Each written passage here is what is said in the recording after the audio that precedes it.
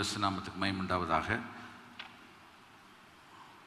இந்த ஆராதனைக்கு வந்திருக்கிறவர்களுக்கு கர்த்தருடைய வார்த்தையை இந்த காலையில் பிரசங்கிக்கிறேன். போன வாரம் சொன்ன செய்தியை நிறைவு செய்ய விரும்புகிறேன். வாக்குத்தத்த செய்தியாகத்தான் இருக்கிறது. ஆனால் 2 காரியங்கள், 2 பேரை பற்றி சொல்லணும். இயேசு 2 பேருக்கு இன்னும் ஒப்பனையானவர். கடந்த வாரத்திலே சாலமோனிலும் பெரியவர். த கிளைம்ஸ் ஆஃப் ஜீசஸ். இயேசு கிறிஸ்துடைய உரிமை கோருதல் ஒன்று இருக்கிறது. தன்னை சாலமோனிலும் பெரியவனாக அவர் சொல்லுகிறார். அது ஏன் சொன்னார், எதற்கு சொன்னார், உங்களுக்கு விளக்கி சொல்கிறேன்.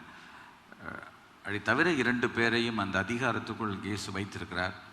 கருத்து என்ன சொல்லி ஜெபம் செய்வோம். ஆண்டவர் நம்மை ஆசீர்வதிப்பார்.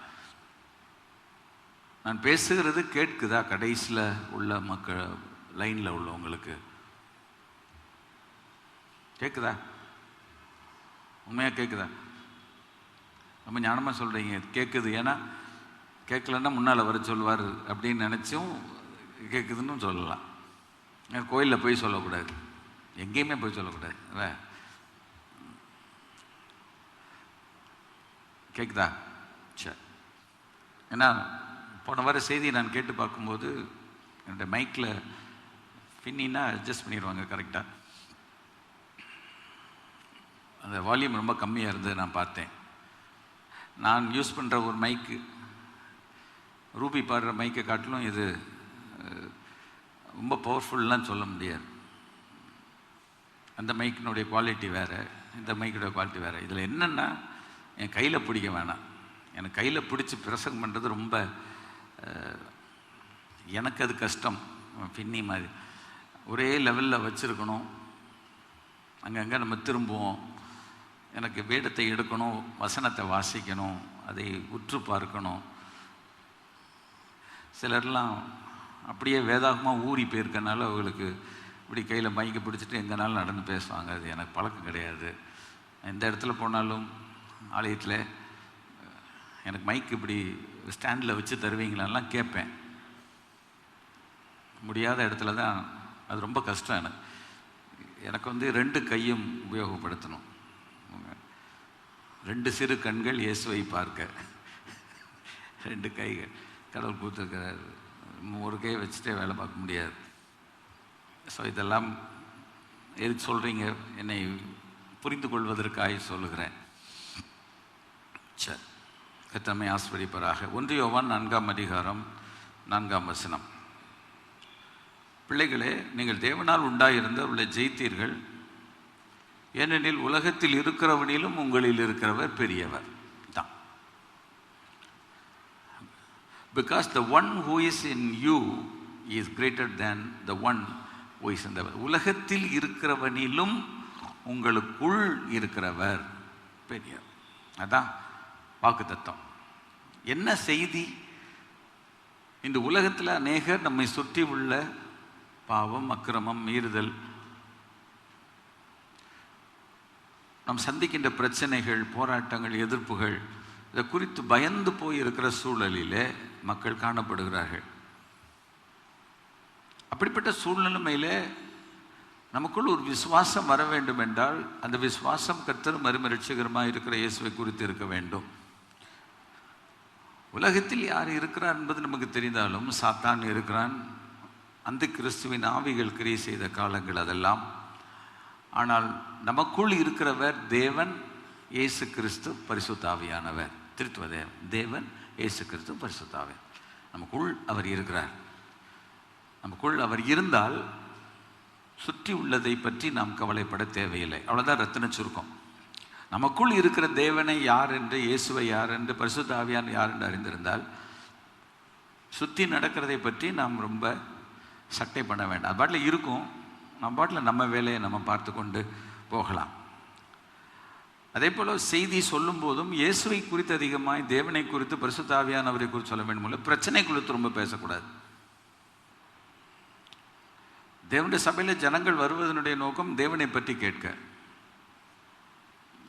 தேவனுடைய வார்த்தையை குறித்து கேட்க, தேவனுடைய மகத்துவம், அவருடைய உன்னத தன்மை, அவருடைய உயிர்த்தெழுந்த வல்லமை, அதை பற்றி தான் ஜனங்களுக்கு நாம் அதிகம் சொல்ல வேண்டுமே ஒழிய பிரச்சனைகளை அதிகம் பேசி கொண்டிருந்தால் அது இருக்கட்டும், அது கடவுளுக்கு தெரியும்.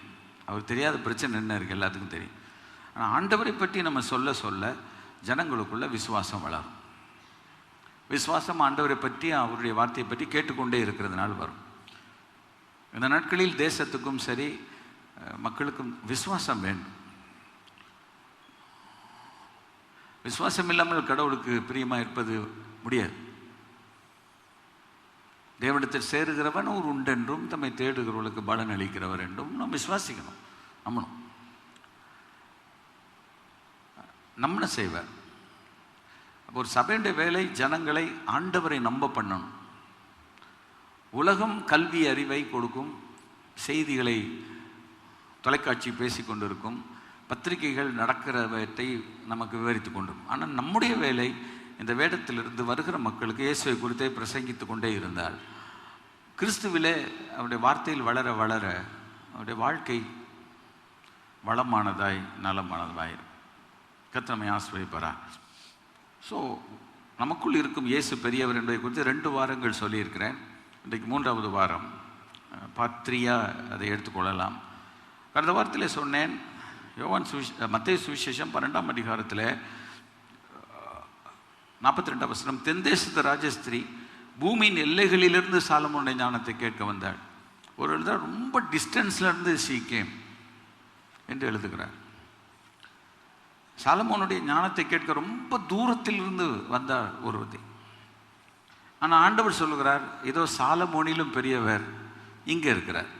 அங்கே இல்லை, இங்கே இருக்கிறார். சாலமோனை தேடி தூரத்திலிருந்து வந்தது கரெக்டு. ஆனால் இப்போ ஆண்டவர் சொல்லுகிறார், நீங்கள் எங்கேயும் போக வேணாம், சாலமோனிலும் பெரியவரே எங்கே இருக்கிறார். கையில் வெண்ணெயை வச்சுக்கிட்டு நெய் கலையக்கூடாது, புரியுதா? என் பக்கத்திலே இயேசு இருக்கிறார். ஆண்டவர் எவ்வளோ அழகாக சொல்லுவாருங்க, இதோ சாலமோனிலும் பெரியவர் இங்கே இருக்கிறார். இங்கே இருக்கிற இயேசுவை தேடிட்டு இங்கே இருக்கிற இயேசுவை தேடாமல், இங்கே இருக்கிற இயேசுவை பற்றி கேள்விப்படாமல், பிரச்சனைகளை பற்றி கேட்க ஊர் உலகத்துக்கெல்லாம் ஏன் போறீங்கன்னு கேட்குறார்.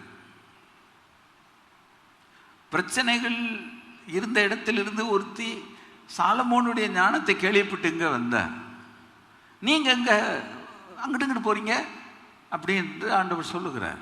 அந்த வசனத்தினுடைய அர்த்தம், இதோ சாலமோனிலும் பெரியவர் இங்கே இருக்கிறார் என்று சொல்லிவிட்டு, சரி அது கடைசியில் வச்சுக்கணும். சாலமோனை பற்றி 4 விஷயம் சொன்னேன் குயிக்காக, டக்குன்னு யாராவது சொல்ல முடியுமா? ஒன்று, சாலமோனுடைய ஞானம். ஆண்டவரிடத்தில் கேட்டு வாங்கினான். எதற்கு வாங்கினான்? 2வது, இந்த ஜனத்தை நான் ஆளுகை செய்ய வேண்டும், எனக்கு அதுக்குரிய கெப்பாசிட்டி இல்லை, எனக்கு ஞானம் தர வேண்டும் என்று கேட்டான். கொடுத்தார். அவர் கொடுத்ததுனால எப்படி இருந்துச்சு? தேசம் அமெரிக்கையாக இருந்தது, ஜனங்கள் சுகமாக இருந்தாங்கன்னு நான் சொன்னேன். சாலமோனுடைய ஆட்சி காலத்தில் people were so happy, so blessed, no problem at all. அப்படி இருக்கும்போது ஜனங்கள் 40 வருஷம் சந்தோஷமாக இருந்தாங்க. ஜனங்கள் சந்தோஷமாக இருக்கிறத தவிர வேற என்ன வேணும்னு கேட்குறேன். சரி, நம்ம நல்ல சந்தோஷமாக இருந்தோம்னா 3 இட்லி சாப்பிட்டா 2 இட்லியிலே தூக்கம் வந்துடும், நமக்கு திருப்தியாக. நம்ம சந்தோஷமாக இருந்தால் 3 தோசையிலேருந்து 2 தோசைக்கு வந்துடும். தோசையை எடுத்துகிட்டு போயிடக்கூடாது, இருக்கணும். நெய் ஊற்றி சாப்பிடும், நெய் ரோஸ்டாக சாப்பிட்டு. சரி, சந்தோஷமாக திருப்தியாக இருந்தால் நமக்கு ரொம்ப டயட் கூட வேண்டாம். Simple diet will carry through life. அவனுடைய ஆட்சி காலத்தில் அப்படி இருந்துச்சு. ஒப்புமைப்படுத்தி சொன்னேன். 3வது, அவன் ஆண்டவரத்தில் ஞானத்தை கேட்டான், கேட்காத ஐஸ்வர்யத்தையே ஆண்டவர் அவனுக்கு கொடுத்தார் என்று. ஸோ சாலமோனுடைய ஐஸ்வர்யம் ரொம்ப பெருசு. நிறைய வசனங்கள் எடுத்து சொன்னேன். போன வார செய்தியை பார்ட் 2 பார்த்துக்கொள்ளுங்க. அவனுக்கு அவ்வளவு செல்வம் இருந்தது. அந்த செல்வத்தினுடைய அடையாளம் அவன் சாப்பிட்ட சாப்பாடு, அவன் உட்கார்ந்திருந்த சிம்மாசனம், பொன்னினால் செய்த, மெழுகுல செஞ்சு தகடு போடலை, முழுவதும் பொன்னினால் செய்த. ஆமாம், கை சாமான் 12 சிங்கங்கள் இங்கிட்டாரு நிற்குது. அப்போ இப்படியெல்லாம் இருந்திருக்கிறார். அவனுடைய சாப்பாட்டு செலவு, அரண்மனை செலவுலாம். ஆனால் ஒரு ராஜாவுடைய வீட்டில் சாப்பாடு இருந்தால் சமூக மக்கள் மத்தியில் இருக்கும். எந்த ராஜாவும் தான் மாத்திரம் சாப்பிட்டுட்டு மக்களை பட்டினி போட மாட்டாங்க. அந்த காலத்தில் அவங்க மற்றவங்களுக்கும் மக்களை சரியான பரிபாலனம் செய்வார். அப்போ தேசத்துக்கு சாப்பாட்டுக்கும் குறை இல்லை, செல்வத்துக்கும் குறை இல்லாமல் இருந்துச்சு. 4வது, அவனுடைய கீர்த்தி உலகமெங்கும் பரவிட்டு என்று சொல்லப்பட்டிருக்கிறது. அவனுடைய கீர்த்தியை கேட்கவே குயின் ஆஃப் ஷீபா கேம். பார்த்தீங்களா? ஏன்னா கர்த்தருடைய நாமம் அவன் மூலமாய் மகிமைப்பட்டது. இப்போ இந்த 4 விஷயத்திலேயே நமக்கு ஒன்று தெரியும், இந்த 4ம் இயேசுவினிடத்தில் இருந்தது. அவருடைய ஞானத்தை கண்டு ஜனங்கள் வியந்தார்கள். நிறைய வசனம் நான் உங்களுக்கு எடுத்து காட்டல, அன்னைக்கு சொன்னேன். யோவான் பாதி பண்டிகையான போது இயேசு எருசலேமுக்கு போகிறார். அவருடைய ஞானத்தை கேட்டபோது அவங்க என்ன சொன்னாங்கன்னா, வியந்து சொல்லுகிறாங்க, இவன் கல்லாதவராக இருந்தும் இவருக்கெல்லாம் இது எப்படி தெரியும்னு கேட்குறாங்க. He never went to school. UKG LKG மாதிரி எல்லாம் போகல. இந்த காலத்து பள்ளிக்கூடத்துக்கு மாதிரி போகல. அது மாத்திரமில்லை, நான் சொன்னேன், இவனுக்கு இந்த ஞானம் எப்படி, இதெல்லாம் அவனுக்கு எப்படி வந்தது என்று அவங்களுக்கு ரொம்ப ஒரு 13ஆம் அதிகாரத்திற்கு மத்தியில் இதெல்லாம் இவனுக்கு எப்படி வந்துச்சு. ஏன்? இவன் ஒரு குடும்பம், ரொம்ப சாதாரண குடும்பம், இதெல்லாம் அவனுக்கு எப்படி வந்துச்சு? அப்போ இயேசுவை குறித்து அவங்க ஆச்சரியப்படத்தக்க அளவிலே அவருடைய ஞானம் இருந்தது, அவருடைய அறிவு இருந்தது, அவருடைய திறமை இருந்தது. சாலமோனை காட்டிலும் இயேசு பெரியவர். ஹல்லேலூயா. அடுத்து, இயேசுவினிடத்தில் எந்த செல்வம் இல்லை.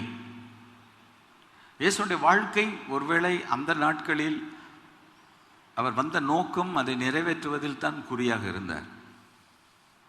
இயேசு கிறிஸ்துடைய 30 ஆண்டு காலம் சொல்லப்படவில்லை, 3.5 ஆண்டு கால ஊழியம்.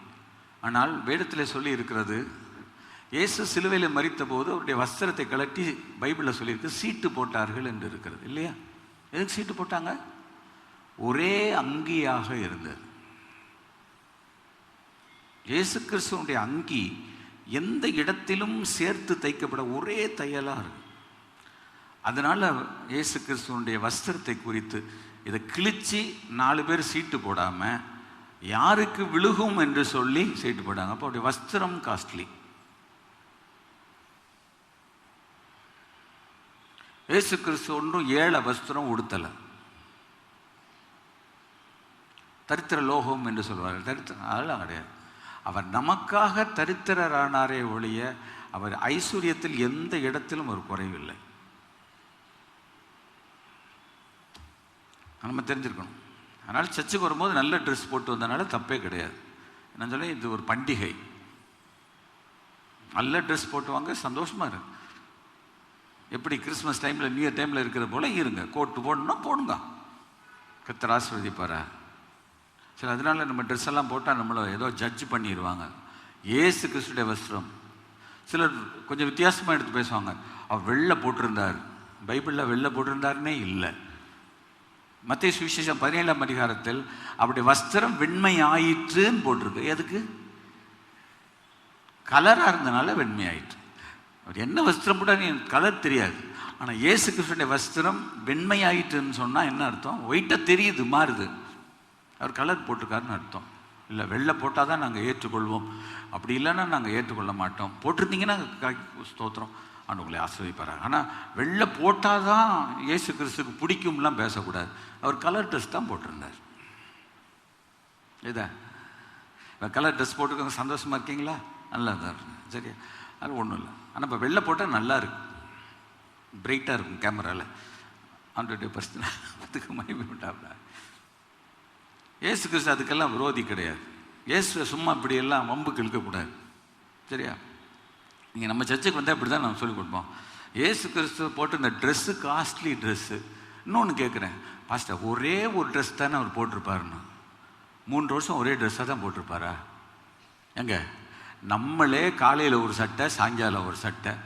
சரியா? பெண்கள் காலையில் ஒரு சாரி, மத்தியானம் ஒரு சாரி, நைட் ஒரு சாரி. ஏன் சாரிக்கு நிறையா வியாபாரம் ஆகுது? ஒரு நாளைக்கு நாங்கள் போடுற ட்ரெஸ்ஸை காட்டிலும் லேடிஸ் போடுற ட்ரெஸ்ஸு தான் கூட. அப்படித்தானே? பொத்திஸ் ஏன் ஓடுது? இல்லையா? நல்ல நிறைய ஜென்ஸை காட்டிலும் லேடிஸ்கிட்ட தான் ட்ரெஸ்ஸு பீரோட நிறையா இருக்குது.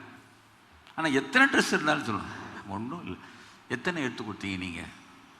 நம்ம ஒன்றுமே இல்லை. இந்த ஒன்றுமே இல்லைன்னு சொன்னால் ஒன்றும் இல்லாமல் போயிட வாய்ப்பு இருக்குது. பயன்படுத்துங்கள். கர்த்தருமை ஆசீர்வதிப்பார்.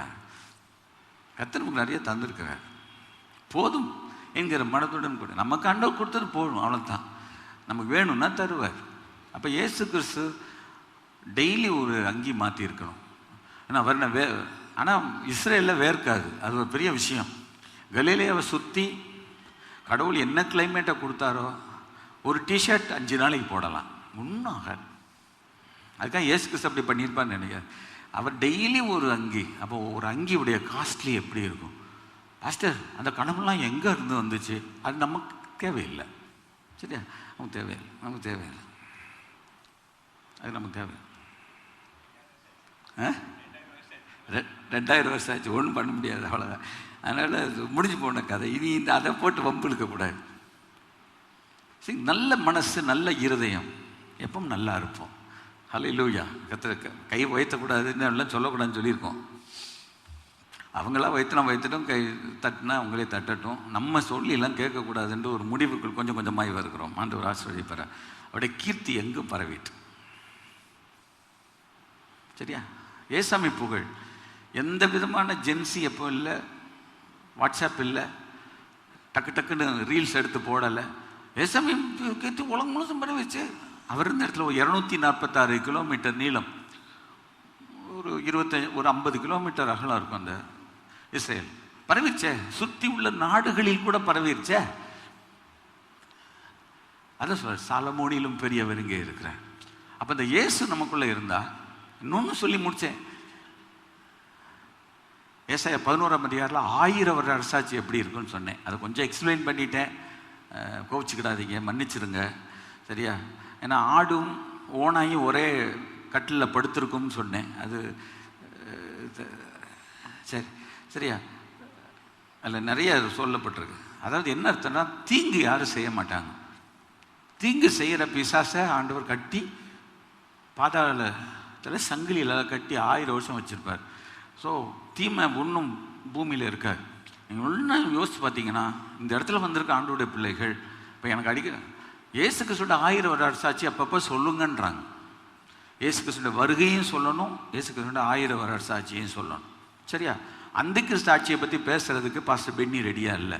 அது வேண்டாம். அது ஜனங்களை சும்மா சொல்லி பயமுறுத்துறது. அது வேண்டவே வேண்டாம். அது வரும் தான் தெரியும்ல நமக்கு. அந்த கிறிஸ்து இங்கே வரும்போது சபை எடுத்துக்கொள்ளப்படும். அதுதான் சத்தியம். When the Antichrist comes here, the church will be taken away.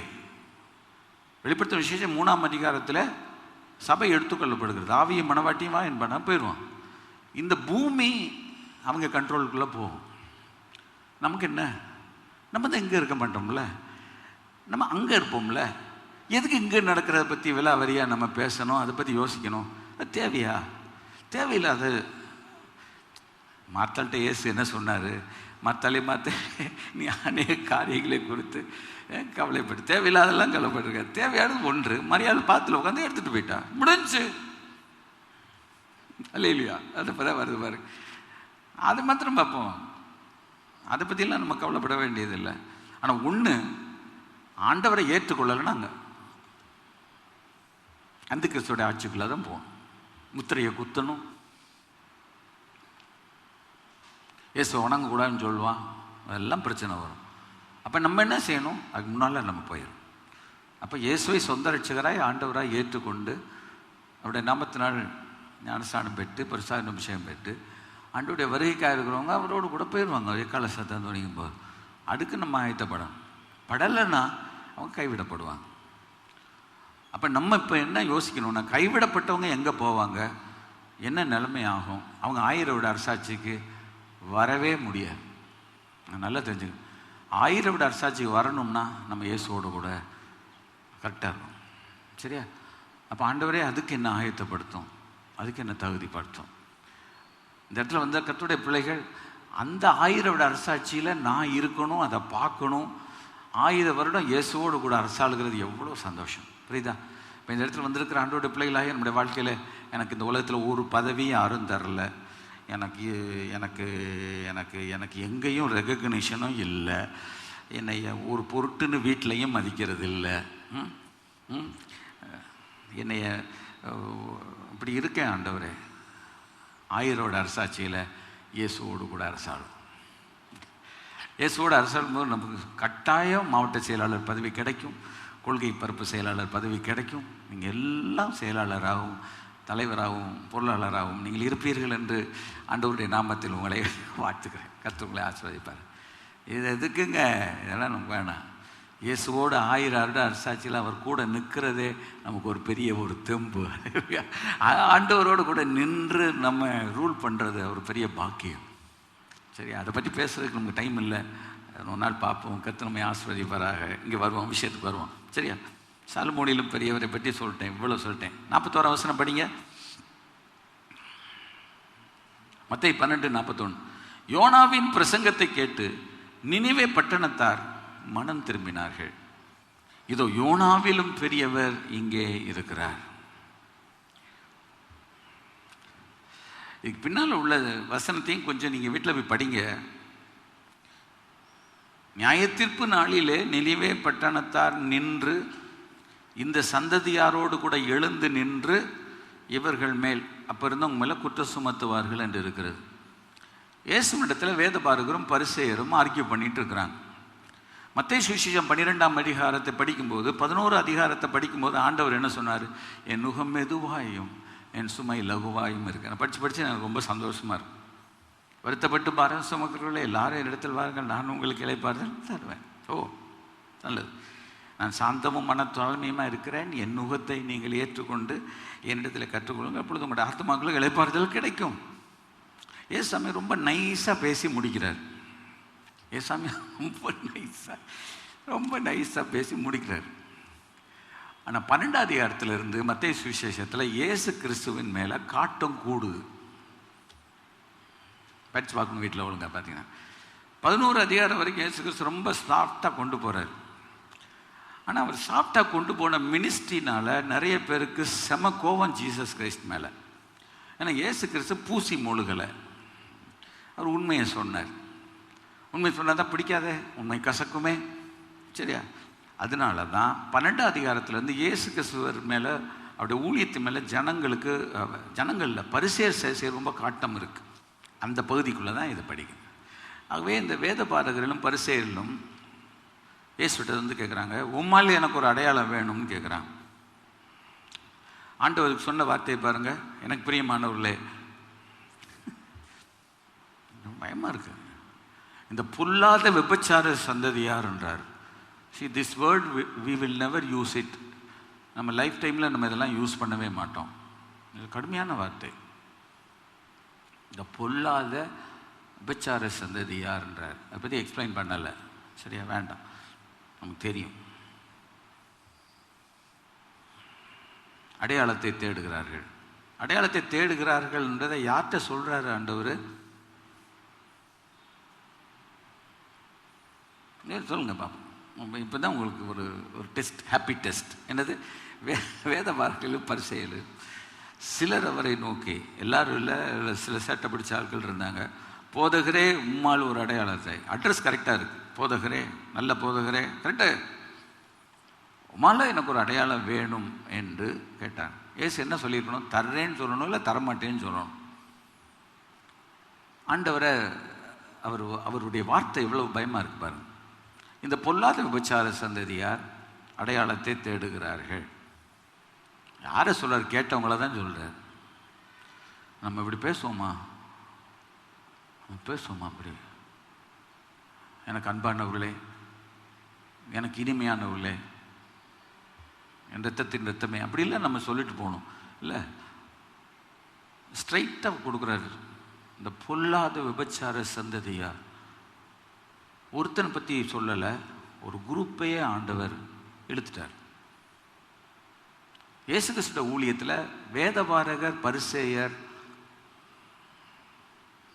சதுசேயர், இந்த 3 பேரும் தான் இன்றைக்கு இருக்கிற இந்த ரொம்ப நீதிமானாய் காட்டுகிற கிறிஸ்தவ சமுதாயத்துக்கு அடையாளம், கிறிஸ்தவ தலைவர்களுக்கு அடையாளம். இதை திரும்ப திரும்ப நான் சொல்கிறேன், தப்பாக நினைக்காதீங்க, இதை மனசில் வச்சுக்கிடுங்க. இயேசு கிறிஸ்துவோட ஊழியத்தில் வம்பு இழுத்தவங்க பூரா இந்த குரூப்பு தான். பொதுமக்கள் பாவம், அவங்க தங்களோட பிணி சுகமாகணும், பிசாசு துரத்தப்படணும், அவங்க உடைஞ்சு போன உள்ளம் தேட்டப்படணும், அவங்களை தேடி இயேசுவை தேடி வராங்க. இந்த வேதபாரகர், பரிசேயர், சதுசேயர், இந்த இதுதான் எலைட் குரூப், கிறிஸ்டியானிட்டியில் ஹையர் லெவல்னு சொல்லுவோம். சரியா? இந்த லீடர்ஸ், தலைவர்கள் என்ற லெவலில் இவங்க தான் இயேசு கிறிஸ்துவோட ஊழியத்துக்கு பயங்கர கண்ணி, ரொம்ப எதிர்ப்பு. இப்போ இதை நம்ம மனசில் வச்சுக்கிட்டோம்னா இயேசு கிறிஸ்துவோட ஊழியத்தில் நம்ம புரிஞ்சுக்கிடுவோம், யார் இயேசு கிறிஸ்துக்கு எதிர்ப்பாக இருக்காங்கன்னு தெரிஞ்சுக்கிட்டு நம்ம ரொம்ப ஞானமாக நடப்போம், ரொம்ப ஞானமாக பேசுவோம். கர்த்தர் இதை எனக்கு கற்றுத்தரலன்னா நான் உங்களுக்கு கற்றுக் கொடுக்க முடியாது. சரி விடுங்க, டைரெக்டாக அவங்கள பார்த்து சொல்லிட்டு ஆண்டு சொல்ற, யோனா தீர்க்கதரிசியின் அடையாளத்தை தவிர வேறு அடையாளம் உங்களுக்கு கிடையாது அப்படின்ட்டார். ஒரு அடையாளத்தை கேட்டாங்க, ஆண்டவர் சொல்றாரு தர்றேன், யோனா தீர்க்கதரிசியின் அடையாளத்தை தர்றேன்றார். இதை தான் நம்ம கவனிப்போம். ஏன்? நம்முடைய ஆண்டவராகிய இயேசு கிறிஸ்து யோனாவிலும் பெரியவர். கைகளை உயர்த்தி கர்த்தரை மகிமைப்படுத்துவோம். அல்லேலூயா. கர்த்தருக்கு மகிமை உண்டாவதாக. சரியா? ஏன்னா ஆண்டவர் சொல்றாரு, படிச்சுட்டு பாருங்க, அவனை பற்றி சொல்லிட்டு, யோனாவின் பிரசங்கத்தை கேட்டு நினிவே பட்டணத்தார் மனம் திரும்பினார்கள், இதோ யோனாவிலும் பெரியவர் இங்கே இருக்கிறார். சாலமோனிலும் பெரியவர் இங்கே தான் இருக்கிறார். சாலமோனிலும் பெரியவர் என்று சொன்னால் அவர் ஒரு ராஜா, இயேசு கிறிஸ்து ஒரு ராஜா. சாலமோனும் ஒரு ராஜா, இயேசு கிறிஸ்து ராஜாதி ராஜா. பெரியவர் சொன்னால் ராஜாதி ராஜா. அதுபோல யோனா ஒரு தீர்க்கதரிசி, இயேசு கிறிஸ்து தீர்க்கதரிசிகளில் எல்லாம் பெரிய தீர்க்கதரிசி. இயேசு கிறிஸ்து ஊழியத்தில் 3 பகுதி இதுக்குள்ளே இருக்கிறது. அதனால தான் நான் இதை உங்களுக்கு சொல்லுகிறேன். எனக்கு இருக்கிற நேரத்தில் சுருக்கமாய் சொல்லி முடிக்க கர்த்தர் கிருபை எனக்கு தருவாரா? ஆண்டவர் யோனாவை பற்றி சொல்கிறாரு, ஒரு பெரிய மீன் வயிற்றில் 3 நாள் அவன் இருந்தது போல மனுஷகுமாரனும் இரவும் பகலும் பூமியின் இதயத்தில் இருப்பார். அதோடைய அர்த்தம் என்னன்னா, இயேசு கிறிஸ்து 3 நாள் கல்லறையில் இருப்பார்னு சொல்றாரு. நான் இருப்பேன் அப்படின்றார். தன்னுடைய பாடு, மரணம், உயிர்த்தெழுதலை குறித்த காரியத்தை ஆண்டவர் ஹிண்ட் அடிக்கிறார். கவனிங்க, யோனா இரவும் பகலும் 3 நாள் பெரிய மீனின் வயிற்றில் இருந்தது போல மனுஷகுமாரனா இயேசு கிறிஸ்து ராத்திரி பகலா 3 நாள். இதை ஜனங்கள் பலவிதமாக அறிக்கை பண்ணுறாங்க. 2 நாள் தான், 3 நாள்லாம் கிடையாது, எனக்கு வேண்டாம். ஏசாமி இங்கே சொல்லிட்டாரு, 3 நாள்னு சொல்லிட்டாரு, நான் நம்புகிறேன். ரைட்டா? அவர் எப்போ இருந்து டைம் கணக்கு பண்ணார் எனக்கு தெரியாது. ஆண்டவருக்கு 1 வருஷம் 1000 வருஷம் 1 நாள், அதனால் விட்டுறணும். சரியா? 46 வருஷம் தான் முக்கியம். ஏன் யோனாவிலும் இயேசு பெரியவர்? உங்களை பார்த்து ஒருத்தர் கேள்வி கேட்டால் என்ன சொல்லுவீங்க? சரியா? நான் முடிச்சிடறேன். ஏன் இயேசு யோனாவில், சரி சாலமோனில் பெரியவர் விட்டுருங்க, இயேசு கிறிஸ்து என்னைக்காலும் தன்னை பற்றி ஒரு தீர்க்கதரிசின்னு சொல்லிக்கிட்டாரா? இல்லை. ஆனால் ப்ரொஃபட்டிக் மினிஸ்ட்ரி ஜீசஸுடைய வாழ்க்கையில் இருக்குது. தீர்க்க தரிசனம் இயேசுடைய ஊழியத்தில் கிரியை செய்கிறது, ஒரு தீர்க்க தரிசி. ஆனால் இயேசு கிறிஸ்துக்கு எந்த இடத்துலையும் தன்னை ஒரு தீர்க்க தரிசின்னு சொல்லவே இல்லை. அதனால தான் ஒருத்தர் தீர்க்க தரிசின்னு சொன்னால் அவங்க சொன்னது நடக்கணும், கொஞ்ச காலத்திலே நடக்கணும், இல்லைன்னா சாகிறதுக்கு முன்னாலேயால் நடக்கணும். ஒன்றுமே நடக்காமல் நான் தீர்க்க தரிசனம் சொல்கிறேன்னு சொன்னால் அவங்களை தீர்க்க தரிசின்னு என்னால் எடுக்க முடியுமான்றது பெரிய கேள்வி. இப்போ பழைய ஏற்பாட்டு காலத்தில் தீர்க்க தரிசனம் சிலர் சொன்னாங்க, அது வேற. ஆனால் இப்பொழுது தீர்க்க தரிசனம் என்று சொல்லுகிறவர்கள் கவனமாக இருக்கணும். ஒரு தீர்க்க தரிசனா சொன்னது நடக்கணும், நடக்கலைன்னா தீர்க்கதரிசி கிடையாது. வேதம் சொல்ல பொய் தீர்க்கதரிசின்னு சொல்லி இருக்கிறது. இன்னும் நிறைய வசனங்கள் எடுத்துக்காட்டலாம், வேண்டாம். சரி, அப்போ யோனாவின் பிரசங்கத்தை கேட்டு அவர் தீர்க்கதரிசி, நமக்கு தெரியும் யோனா புஸ்தகத்தை பற்றி நமக்கு தெரியும், 3 அதிகாரம் இருக்குது. நினிவே பட்டணத்தார் மனம் திரும்பினார்கள் என்று சொல்லியிருக்கிறது. அது சொல்லிட்டு அப்படி கடந்து போக விரும்புகிறேன். யோனா என்ன பெரிய பிரசங்கம் பண்ணார்? என்ன பெரிய பிரசங்கம் பண்ணார்? நானும் பார்த்தேன். பைபிளில் எடுத்து யோனா தீர்க்கதரிசியின் புத்தகத்தை எடுத்து வைத்துக் கொள்ளுங்கள். ஓசியா, யோவேல், ஆமோஸ், ஓபதியா, யோனா, மீகா அப்படி நினச்சிங்கன்னா எடுத்துடலாம். சரியா? ஆண்டவர் போய் என்ன சொன்னார்னா, நினிவேக்கு போ, விரோதமாக பிரசங்கம் பண்ணுன்னார். நல்லா கவனிக்கணும். தேவன் யோனாவுக்கு கொடுத்த கட்டளை என்ன தெரியுமா? நீ போ, நினிவேக்கு, என் மகனே, என் மகளே, நீ கவலைப்படாதே, உனக்கு கண்ணீர் வெடிக்காதே அப்படின்னு சொல்ல அவனை கூப்பிடலை. அதை சொல்லலாம், அவனுக்கு அது கொடுக்கல. அவனுக்கு என்ன சொன்னார்? நீ விரோதமாக பிரசங்கம் பண்ணுனார். ஏன்? there is a reasonable reason. their iniquities are reached up to heaven. பரலோகத்துக்கே வந்துருச்சு அவங்க செஞ்ச தப்பு. அசீரிய தேசத்தில் உள்ளதான ஒரு மிக முக்கியமான பட்டணம் நினிவே. கேபிட்டல் சிட்டி, தலைநகரம். இதில் யோனா கடைசியில் சொல்லுகிறான், வலது கைக்கும் இடது கைக்கும் அறியாத, வித்தியாசம் தெரியாத 120,000 பேர். அன்னைக்குள்ள சூழ்நிலை மேலே அந்த சிட்டியில் 120,000 பேர் இருந்திருக்காங்க. அந்த சிட்டியினுடைய நீளம் அகலம் 3 நாள் பிரயாணம்னு சொல்லியிருக்கு. சிங்கப்பூர் மாதிரி அப்படின்னு நினச்சிக்கிறேன். இன்னைக்கு சிங்கப்பூர், அன்னைக்கு அதை காலம் சிறுசாக தான் இருந்திருக்குமோ எனக்கு தெரில. சரியா? சிங்கப்பூரில் 3 டேஸ்க்குள்ளே போயிட்டு வந்துடலாம். அந்த சைடு ஒரு 15-25, இங்கிட்ட ஒரு 30 அப்படிலாம் அட் மேக்சிமம் இருக்கும். சரி, இந்த கேபிட்டல் சிட்டியில் போய் பிரசங்கம் பண்ணினாரு. இவன் டிக்கெட் எடுத்து வேறு பக்கம் போயிட்டான். அதெல்லாம் கதை நமக்கு தெரியும். யோனா மீன் விழுங்குச்சு, சரியா, கக்கிச்சு, மறுபடியும் வந்த பிறகு போய் பிரசங்கம் பண்ணான். இப்போ 2ஆவது தரம் கர்த்தருடைய வார்த்தை என்ன சொன்னார்னா, போய் விரோதமாக பிரசங்கம் பண்ணுன்னு. அவன் அப்பமே சொன்னான், நான் சொன்னால் நடந்துச்சுன்னா என்னை கொன்றுவாங்க, அதனால தான் டிக்கெட் வாங்கியே ஓடினேன், என்னை மறுபடியும் இங்கே விடுறீரு, தொலைச்சிப்படுவேன், ஒழுங்கா போ அப்படின்னார். ஸோ அவன் யோனா நகரத்தில் பிரவேசித்து 1 நாள் பிரயாணம் பண்ணி சொல்கிறான். என்ன பிரசங்கம் பண்ணான்? 3 பாயிண்ட். இன்னும் 40 நாள் உண்டு, எண்ணி வச்சுக்கோ, இன்னையிலேருந்து டேட்டை குறிச்சிக்கோ, இன்னையிலேருந்து கேலண்டரில் நோட் பண்ணிக்கோ, இன்னும் 40 நாள். என்ன சொல்கிறாரு? ஆசீர்வதிப்பே என்ன சொன்னார்? நீனிவே கவிழ்க்கும். இந்த மாதிரி நம்மளே சொல்ல சொன்னால் நம்ம சொல்லுவோமா? ஆண்டவரே, நான் இது வரைக்கும் ஏதோ பொழைச்சி இருக்கேன், ஏதோ என் வண்டி ஓடுது, என்னை காலி பண்ணுறதுக்கு இப்படி ஒரு முடிவு நீர் பரலோகத்திலேருந்து எடுத்து எனக்கு சொல்லணுமா ஆண்டவரே? எனக்கு ஏதாவது வேறு நல்ல செய்தி சொல்கிறதுக்கு ஏதாவது நீங்கள் சொல்ல மாட்டிங்களா? இயேசு மனதுருகினான்னு பேசினா பிரச்சனை கிடையாது, ரைட்டா? இயேசு உங்களை அழைக்கிறான்னு சொன்னால் பிரச்சனையே வராது, ரைட்டா? இந்த மாதிரி பேசிட்டு போயிடுறேன் ஆண்டவர், இதெல்லாம் வேண்டாம். ஆனால் அவனுக்கு ஆண்டவர் சொன்னார், இன்னும் 1 நாள், இன்னும் 40 நாள் உண்டு, நினிவே கவிழ்க்கப்பட்டும் போகும் என்றார்கள். இடத்துல வாசிக்கிறோம், இவன் பிரசங்கம் பண்ணும்போது நடந்தது இல்லை. நான் 2 வரி தான், 40 நாள் நினிவே கவிழ்க்கப்பட்டு போகும். நான் 1 மணி நேரம் பிரசங்கம் பண்ணுறேன், ரட்சிக்கப்படுறதுக்கு எத்தனை பேர்னு கடவுள்கிட்ட கேட்கணும்.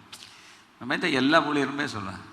இதனால் ஒருவர் எழுதியிருக்கிறார், உலகத்திலேயே பெஸ்ட்டு ப்ரீச்சர் யாருன்னா, யாருக்கு மார்க் நீங்கள் கொடுக்கணும்னா ஹாப்பி டெஸ்ட்டில் யோனாவுக்கு தான் கொடுக்கணும். சரியா? யோனாவுக்கு தான் கொடுக்கணும். ஏன்னா அவன் ஒரு பிரசங்கத்தில் இடத்துல வாசிக்கிறோம், ஜனங்கள் உபவாசம் பண்ணினார்கள், தேவனை விசுவாசித்தார்கள், பெரியோர் முதல் சிறியோர் வரைக்கும். இப்போ சில நேரத்தில் பெரியோர் ரட்சிக்கப்படுறாங்க. ஏன் ரட்சிக்கப்படுறாங்க? பரலோகத்துக்கு போகிறதுக்கு டைம் வந்துருச்சு, அதனால் ரட்சிக்கப்படுறாங்க சிலர். சரி, சிறுவர்கள் இன்னும் எங்களுக்கு ரொம்ப காலம் இருக்குது, சின்ன பிள்ளைகளை ஏமாற்றவும் முடியாது, அதுகளுக்கு தெரியும் மனுஷனுடைய ஆயுசு காலம் அது பாட்டில் ஓடும். இன்னும் கடைசியில் நம்ம கம்பூண்டி நடக்கும்போது ரட்சிக்கப்படலான்னு நினைக்கிறவங்களும் இருக்குது. ஆனால் பைபிளில் சொல்லுங்க, பெரியோர் முதல் சிறியோர் மட்டும் எல்லாரும் என்ன செய்தாங்க? உபவாசம் பண்ணி ரெட்டு உடுத்தி கொண்டார்கள் இருக்கு, சாக்கு ட்ரெஸ் போட்டிருக்காங்க. சரி, இது மாத்திரமா? இந்த செய்தி நினிவேயின் ராஜாவுக்கு எட்டின போது 2 வரி தாங்க. சொல்லுங்க பார்ப்போம். 2 வரி தான். வீட்டுக்கு போகும்போது சாப்பிட்டுட்டு சர்வீஸ் முடிச்சு போகும்போது 2 வரி தான் சொன்னார். 2 வரி. இவ்வளோ பெரிய மாற்றமா? இப்போ ஊழியக்காரங்களுக்கெல்லாம் எங்களுக்கு யார் தெரியுமா அடையாளம்? யோனா தீர்க்கதரிசி தான் அடையாளம். நாங்கள் ஆண்டவர்கிட்ட போய் எங்களுக்கு ஒரு அடையாளம்னு கேட்க மாட்டோம், எங்களுக்கு யோனா தீர்க்கதரிசியை வச்சாலே போதும், இது போதும். ஊழியத்தினுடைய சக்ஸஸ், பைபிள் காலேஜ் எவ்வளவோ நடக்குது, என்னென்னமோ நடக்குது, ஊழியர்கள் கருத்தரங்கெல்லாம் நடக்குது. எதை சொல்லிக் கொடுக்கணும் என்றால், யோனா தீர்க்கதரிசியை சொல்லி கொடுத்தா போதும். கடவுளுக்கு வெளிச்சம். நான் ஒரு தடவை நேரு ஸ்கூலில் ஒரு மீட்டிங் வச்சுருந்தாங்க. ஒரு மீட்டிங் ஆயத்த கூட்டம். என்னைய புசுக்குன்னு கூப்பிட்டாங்க, நீங்கள் வந்து பேசணும்ட்டாங்க. நான் சொன்னேன், என்னை விட்டுருங்க, ரொம்ப வருஷத்துக்கு முன்னால் நீங்கள் வந்து பேசணும், நீ கட்டாயம் பேசணும். ஆயத்த கூட்டம், பெரிய ஊழியருடைய ஆயத்த கூட்டம் தமுக்க மீதானத்தில் இருக்குது, என்னை கூப்பிடணும். நான் நல்லா ஜெபம் பண்ணி பார்த்து எனக்கு வந்து யோனா தீர்க்கதரிசி தான் வந்துச்சு. ஏன்னா நான் மதுரை பட்டணத்தின் ரட்சிப்புக்காக ஜெபம் பண்ணுற ஆள், இந்தியாவுக்காக ஜெபிக்கிற மனுஷன், முழு உலகத்தின் நாடுகளுக்காக நான் ஜெபிக்கிறேன். ஸோ நான் என்ன எந்திரிச்சு பேசினேன் அப்படின்னா, யோனா தான். YONO ready.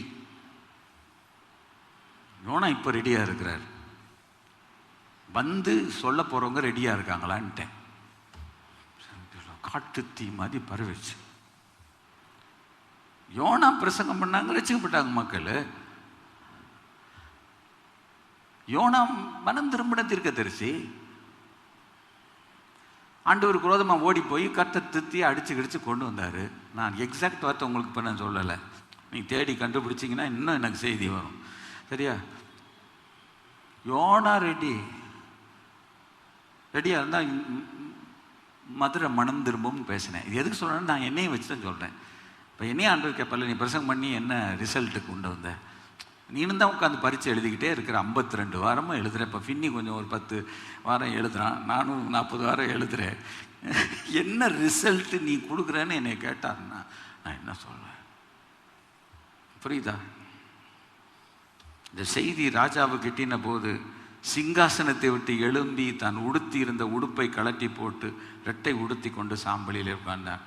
நானே பேசுனேன், கர்த்தர் நல்ல உபவாச ஜெபம் நடத்தி கொடுத்தாரு. ஆனால் செய்தி மேல் மட்டத்துக்கு போயிடுச்சு. ஒருத்தர் சொல்கிறார், நான் சும்மா இருக்கக்கூடாது. ஏதாவது ஒரு ஊழியர் கூடத்தில் என்னை பார்த்துட்டா, பென்னி ஒரு பிரசங்கம் பண்ணார் சார், மறக்கவே முடியாது. யோனா ஆயத்தம், பிரசங்கம் பண்ணுறவங்க ஆயத்தமாக இருக்காங்களான்னு கேட்குறான். இப்படின்ட்டு சொல்கிறேன். நான் சொன்னேன், நான் சொன்னேன், இங்கே உலகத்தில் வாழணும்னு நினைக்கிற வேண்டாம், கொஞ்ச காலமாக இல்லை இருக்கணும், இருந்து ஊழியம் செய்யணும்னு நினைக்கிறவன். நீ இருக்கிற தீயில் எண்ணெய் ஊற்றிக்கிட்டே எரியிற தீக்கு நீ பண்ணிக்கிட்டே இருந்தேன்னா நான் பற்றி எரிஞ்சிருவேன். இந்த இப்படிலாம் சொல்லாது. நம்ம மேலே அன்புல எல்லாருக்கும் காட்டி கொடுக்குறாங்களாம். பாஸ்டர் பென்னி தான் இந்த மாதிரி ஒரு செய்தியை மதுரையில் கொண்டு வந்தார்.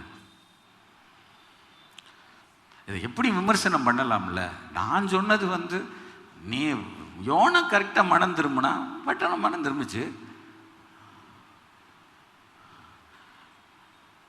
ஏன் பட்டணம் மனம் திரும்பலைன்னா அது கேள்வி இருக்குது, நம்ம யோசிக்கணும். சரி, நீனே ராஜா கட்டின போது சிங்காசனை விட்டு எழுந்து உடுத்தி இருந்த உடுப்பை கலட்டி போட்டு அவனும் சாம்பலில் உட்காந்தான். சரி, இன்னும் ரிசல்ட் பாருங்கள் எப்படி ரிசல்ட்லாம் போகுது.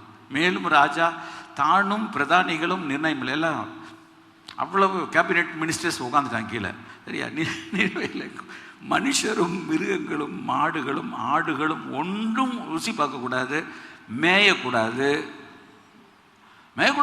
ஹலோ, அடுத்து வர்றேன் நான். தண்ணி குடிக்கக்கூடாது. அதுவும் எனக்கு புரியல, யார் ட்ரெஸ் தைச்சு கொடுத்தாங்க தெரியல, அதுவும் ரெட்டில் உட்காந்துருக்கு. All nation. இதை ஏன் இயேசு சொல்லணும்? யோசிச்சு பார்த்தீங்களா? யோனா பிரசங்கம் பண்ணது போல உலகத்தில் யாருமே இது வரைக்கும் பிரசங்கம் பண்ணதில்லைன்னு ஒருத்தர் சொல்லி இருக்கிறார். உலக வரலாற்றிலேயே நடந்திராத ஒரு மாபெரும் மனம் திரும்புதல், எழுப்புதல் கூட வச்சுக்கிடுங்க, ரைட்? சொல்கிறேன், எழுப்பு பெரிய எழுப்புதல் ஆயிடுச்சு. ஆனால் யாருக்கும் நடக்கலை. ஆண்டவர் இப்போ எதுக்கு இதை சொன்னார்? யோனாவிட்ட பிரசங்கத்தை வச்சுட்டு சொல்கிறாரு, யோனாவிலும் பெரியவர் இங்கே இருக்கிறார். அதனால ஆண்டவர் சொல்கிறாரு, என்ன அர்த்தம்னா, நான் இத்தனை வருஷம் இங்கே பிரசங்கம் பண்ணிக்கிட்டு இருக்கிறேன். நான் 3.5 வருஷம் பிரசங்கம் பண்ணுறேன். இப்போ ஒரு வருஷம் 1.5 வருஷமாக இருக்கலாம், தெரில, போட்டு விட்டுருங்க. நான் பிரசங்கம் பண்ணும்போதே ஆரம்பித்தது என்னது? மனம் திரும்புங்கள், தேவன் ராஜ்யம் சமீபமாயிட்டுன்னு பிரசங்கம் பண்ணார். அதான் இயேசு கிருஷ்ண பிரசங்கம். நீ மனம் திரும்பு, உன் லைஃப் மாறட்டும், உன் ஜீவியம் மாறட்டும். உண்மையாக நீ இயேசுவை ஏற்றுக்கொள்ள, அவர் பிள்ளையா நீ இரு. மாற்றமுள்ள ஒரு வாழ்க்கை உனக்கு இருக்கணும், அதான் மனம் திரும்புங்கள், அப்போ பரலோக ராஜ்யம் ரெடியாக இருக்குன்னார். நான் வாழ்க்கை மாறாமல், என் வாயின் வார்த்தைகள் மாறாமல், என் செயல் மாறாமல் நான் இருந்தால் நான் எப்படி இயேசுவை ஏற்றுக்கொண்டேன்னு சொல்ல முடியும்? ஆண்டவர் கேட்குறாரு. அதனால ஆண்டவர் சொன்னார், யோனாவிலும் பெரியவர் இங்கே இருக்கிறார். சுருக்கமாக உங்களுக்கு நான் ஒன்று சொல்லட்டும். இயேசு கிறிஸ்துவினுடைய பிரசங்க மார்க் 1:14 என்ன சொல்லியிருக்கிறது? விரைவாக வாசிக்கிறேன். 1:14-15. யோவான் காவலில் வைக்கப்பட்டதுக்கு பின்பு இயேசு கலிலேயாவில் வந்து தேவனுடைய ராஜ்யத்தின் சுவிசேஷத்தை பிரசங்கம் பண்ணி அவர் என்ன பேசுகிறார்? காலம் நிறைவேறிட்டு, டைம் ரெடி ஆயிடுச்சு, இனி பிந்தாது, தேவனுடைய ராஜ்யம் சமீபமாயிற்று, மனம் திரும்பி சுவிசேஷம் நற்செய்தியை விசுவாசிக்கணும். அவ்வளோ 3 பாயிண்ட். காலம் நிறைவேறிட்டு, தேவனுடைய ராஜ்யம் சமீபமாயிட்டு, மனம் திரும்பி சுவாசி. அவருடைய பிரசங்கம் முழுசும் இதுதான். அவர் தேவனுடைய ராஜ்யத்தை குறித்து பேசினார். தேவனுடைய ராஜ்யம் என்ன 3 இருக்கு. ஒன்று, தேவனுடைய ராஜ்யம் என்றால் ஒரு ராஜா, ரைட். இன்னொன்று, தேவனுடைய ராஜ்யம் என்று சொன்னால் அந்த ராஜா கீழே இருக்கிற குடிமக்கள் 2. 3வது, அந்த குடிமக்கள் வாழுகிறதான டெரிட்டரி, சுற்றளவு. ஒரு ஒரு ஒரு அரசு, ஒரு ராஜாங்கம். ஒரு ராஜ்யம்னா என்ன? ஒரு ராஜா, அந்த ராஜாவை பின்பற்ற மக்கள், அவங்க வாழ்கிறதுக்குரிய இடம். ஆண்டவர் அதை ஸ்தாபிக்கத்தான் வந்தார். ஆனால் அரசியல் ராஜ்யத்தை அல்ல, நம்முடைய இதயத்தில் ஆவிக்குரிய ராஜ்யத்தை ஸ்தாபிக்க வந்தார். தேவனுடைய ராஜ்யம் அங்கென்றும் இங்கென்றும் இல்லை, உங்களுக்குள் இருக்கிறது என்று சொன்னார். இப்போ இந்த இடத்துல வந்திருக்கிற நமக்குள்ள இயேசு கிறிஸ்து அரசாளுகிறார், ராஜாதி ராஜாவாக இருக்கிறார், சிங்காசனத்தில் உட்கார்ந்துருக்கிறார்னு சொன்னால், நம்ம இந்தியாவில் இருந்தாலும், தமிழ்நாட்டில் இருந்தாலும், மதுரையில் இருந்தாலும், நான் யாருடைய ராஜ்யத்துக்குள்ளே இருக்கிறேன்? தேவனுடைய ராஜ்யத்துக்குள்ளே இருக்கிறேன். புரியுதா? இதெல்லாம் இங்கே தான் இருக்குது. ஆனால் நான் தேவனுடைய ராஜ்யத்துக்குள்ளே இருக்கிறேன். ஏன்? தேவன் அரசாளுகிறார், தேவன் ராஜரீகம் பண்ணுகிறார், பூமி பூரிப்பாகி திரளான தீவுகள் மகிழ கடவது. சந்தோஷமா இருக்கலாம். இதுதான் ஆண்டவருடைய விருப்பம். நம்ம இதுக்காக நான் அவரை சேர்ந்தவர் இவரை சேர்ந்தவர் என்றெல்லாம் சொல்ல வேண்டிய அவசியமே கிடையாது. ஆண்டவர் கேட்கிறார், ஏய், யோனாவிலும் பெரியவர் இங்கே இருக்கிறார். இயேசு கிறிஸ்து என்ன பிரசங்கம் பண்ணார்? மத்தேயு சுவிசேஷம் 7:28 படிக்கும்போது இயேசு இந்த வார்த்தைகளை சொல்லி முடித்த போது அவர் வேதபாரகரை போல் போதியாமல் யாரை போல் போதித்தார்? அதிகாரமுடையவராய். But his preaching and teaching was with power and authority. இப்போ என்ன அர்த்தம்னா, வேதபாரகருக்கு இருக்கிறாங்க, அவங்க அதிகாரம் இல்லாமல் பேசுகிறாங்க. அது என்ன அர்த்தம்னா, அவங்க வார்த்தையில் உப்பு சப்பு இல்லை. சில சொல்லுவாங்கல்ல, போய் கேட்டேன் சார், ஒரு பிரசங்கத்தில் ஒரு உப்பும் இல்லை, ஒரு ஜப்பும் இல்லை, என்னத்தையோ கதையை பேசிக்கிட்டே இருக்காங்க, என்னத்தையோ வாசிக்கிட்டு இருக்காங்க, நமக்கு ஒன்றும் உள்ளே போகல, உயிர் இல்லை, ஜீவன் இல்லை, கிருபை இல்லை, வல்லமை இல்லை, வரங்கள், ஆனால் மணிக்கணக்காக பேசுகிறாங்க. அதான் இயேசு இந்த வார்த்தைகளை சொல்லி முடித்த போது அவர் வேதபாரகரை போல் போதியாமல் அதிகாரமுடையவராக இவர்கள் போதித்தபடினால் ஜனங்கள் அவருடைய போதகத்தை குறித்து கண்ணதரை வச்சாங்க. When they saw the preaching and the teaching of Jesus, people were marveled at it. எங்கடா அவர் வர்றாரு, எந்த இடத்துல வச்சு அடிக்கிறார் அவர்? யோனாவிலும் பெரியவர். யோனா 2 வார்த்தை தான், கவுக்கப்பட்டு போகும் 40 நாள். இயேசு கிறிஸ்து அப்படி பேசலை. அவர் நியாய தீர்ப்பு பின்னால் இருக்குன்னு சொன்னாலும் அவருடைய பிரசங்கம் அந்த ராஜ்யத்துக்குள்ள ஜனங்களை அழைத்தார். வருத்தப்பட்டு பாரம் சுமக்கிறவர்களே, நீங்கள் எல்லாரும் என்னிடத்துல வாருங்கள். இயேசு கிறிஸ்துவின் ஊழியம் என்ன? லூக்கா சுவிசேஷம் 4:16-22 நான் வாசிக்கிறேன். ஆண்டவர் என்ன சொல்லுகிறார் என்று சொன்னால், எல்லா ஜனங்களும் இருக்கும்போது அவர் சொன்ன ஒரு வார்த்தை 18 வாசிக்கிறேன். கர்த்தருடைய ஆவியானவர் என் மேல் இருக்கிறார், தரித்திரருக்கு சுவிசேஷத்தை பிரசங்கிக்க என்னை அபிஷேகம் பண்ணினார். என்னை அனாயின்ட் பண்ணதுக்கு ஒரு ரீசன் இருக்கு. இப்போ இதை நம்மளும் வெறும் அந்நிய பாஷையில் பேசுறதுக்கு தான் கர்த்தர் நம்மளை அபிஷேகம் பண்ணலை. அது இனிஷியல், ஆரம்ப அடையாளம், அவ்வளோதான். அதை தாண்டி தரித்திரர்களுக்கு சுவிசேஷத்தை பிரசங்கிக்க என்னை அபிஷேகம் பண்ணினார். இருதயம் நறுங்குண்டவர்களை குணமாக்கும். அந்த வார்த்தையை படிச்சிருக்கீங்களா? நொறுங்குண்டது வேற, நறுங்குண்டது வேற. ஏன்னா இருதயம் நறுங்குண்டவர்களை குணமாக்கவும், சிறைப்பட்டவர்களுக்கு விடுதலையும், குருடருக்கு பார்வையையும், நொறுங்குண்டவர்களை, நொறுங்குண்டது என்றால் புரோக்கன், நறுங்குண்டது என்றால் கான்ட்ரைட். 2 வார்த்தைக்கு அர்த்தம் இருக்கு. கான்ட்ரைட்னா என்ன அர்த்தம்? சங்கீதம் 51 feel sorry for the wrong doing. நான் ஒரு தப்பு பண்ணிட்டேன்னா உள்ள குத்துது. நான் ஒருத்திட்ட பொய் சொல்லிட்டேன், இதையும் என்ன செய், ஐயோ பொய் சொல்லிட்டேனே. இப்போ ஒருத்திட்ட கோபமாக பேசிட்டேன், என் உள்ள அடிச்சுக்கிடுது. இப்போ நான் இந்த இடத்துல வந்து நான் சொல்ல தைரியமா, நான் ஒருத்திட்ட வெளியில் வரும்போது என்னிடத்தில் ஒரு கீழே நான் வந்து அந்த டைமில் இருந்த சூழ்நிலைமையில் ஒன்றும் சொல்லலை, என்னுடைய டோன் கொஞ்சம் மாறிடுச்சு.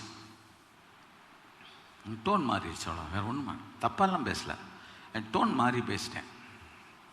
நான் காரை எடுத்து அந்த இடத்துல ஒரு 10 அடிக்குள்ள ஸ்பிரிட் ஆஃப் தி லார்ட், நீ சொன்ன தப்புமானே,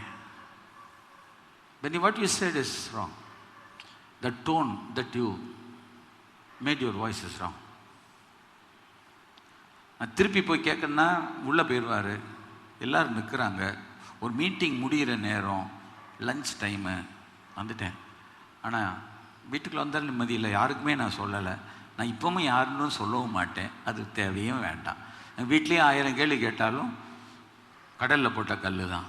நான் ஃபோன் எடுத்து பேசி, ஃபோன் எடுத்தோடனே என்ன அப்படின்னு தான் வந்துச்சு, என்னை மன்னிச்சிடும், டோனை ரைஸ் பண்ணிட்டேன், என்னை மன்னிச்சு.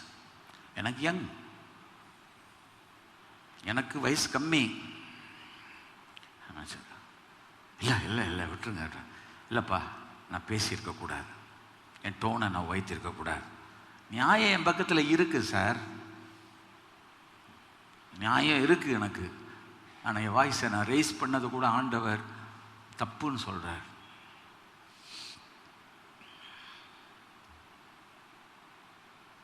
அப்படி பேசியிருக்கக்கூடாது, என்னை மன்னிச்சு. உங்களை உள்ளத்திலேயே மன்னிங்க.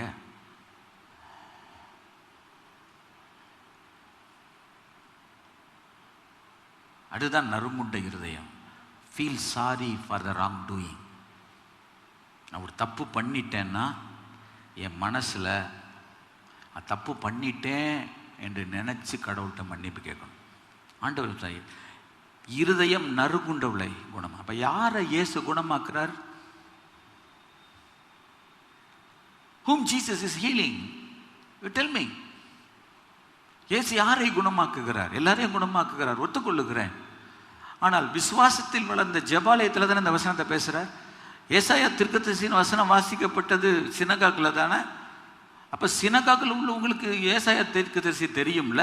அப்போ அவங்க சுகமாகலைன்னா என்ன அர்த்தம்? Why they were not healed? I am called to do that. My ministry is theirs. நான் இதுக்கு தான் நான் வந்திருக்கிறேன். அப்போ பிரச்சனை ஏன் இன்னும் இருக்குன்னா அதையும் யோசிக்கணும்ல. இயேசு இருதயம் நறுங்குண்டவர்களை குணமாக்க. ஒரு வசனத்தை எடுத்து இப்படி டெப்த்தாக நான் படிக்கிறதுனால தான் அதை எடுத்து சொல்ல கர்த்தர் எனக்கு கிருபை தர்றாரு. நான் நிறைய பேர் இடத்துல என்னை ஏற்றுக்கொள்ள மாட்டாங்க, யாரும் புரிஞ்சு பேசுகிறேன், விளங்கி பேசுகிறேன். இருதயம் நறுங்குண்டவர்களை குணமாக்க. இயேசு கிறிஸ்து அந்த வார்த்தையை நொறுங்குண்ட வார்த்தையும் சொல்லியிருக்கிறார், நறுங்குண்டதையும் சொல்லியிருக்கிறார். ஏன் நம்ம யார்ட்டையால் மன்னிப்பு கேட்கல, சீர் பொருந்தலை, நல்மணம் பொருந்தலைன்னா பண்ணுறது நல்லது, அவ்வளோதான் நான் சொல்வேன். மனுஷன் முகத்தை பார்க்குறான், தேவன் இருதயத்தை பார்க்குறார்.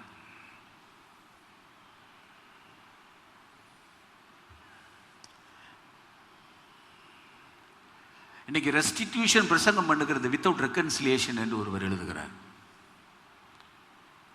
ஒப்புரவாகாமல் ரெஸ்டிடியூஷன், மீட்பை பற்றி பேசிக் கொண்டிருக்கிறார்கள், மறுபிறப்பை குறித்து பேசிக் கொண்டிருக்கிறார். வித்தவுட் ரெக்கன்சிலியேஷன், இன்னும் ஒப்புரவாகல. இயேசு கிறிஸ்து ஊழியரிடத்தில் ஒப்புரவாக்கும் ஊழியத்தை கொடுத்தார். 2 கொரிந்தியர்ல God has given reconciliation ministry. ஒப்புரவு. ஜனங்களை பார்த்து நீங்கள் தேவனோடு ஒப்புரவா, எங்களோட ஒப்புரவாங்க நான் இப்போ சொல்லலை, தேவனோடு ஒப்புரவாங்க. தேவனோட ரெக்கன்சைல் பண்ணணும்ல. தன் பாவங்களை மறைக்கிறவன் சொல்லுங்க வாழ்வடைய மாட்டான்.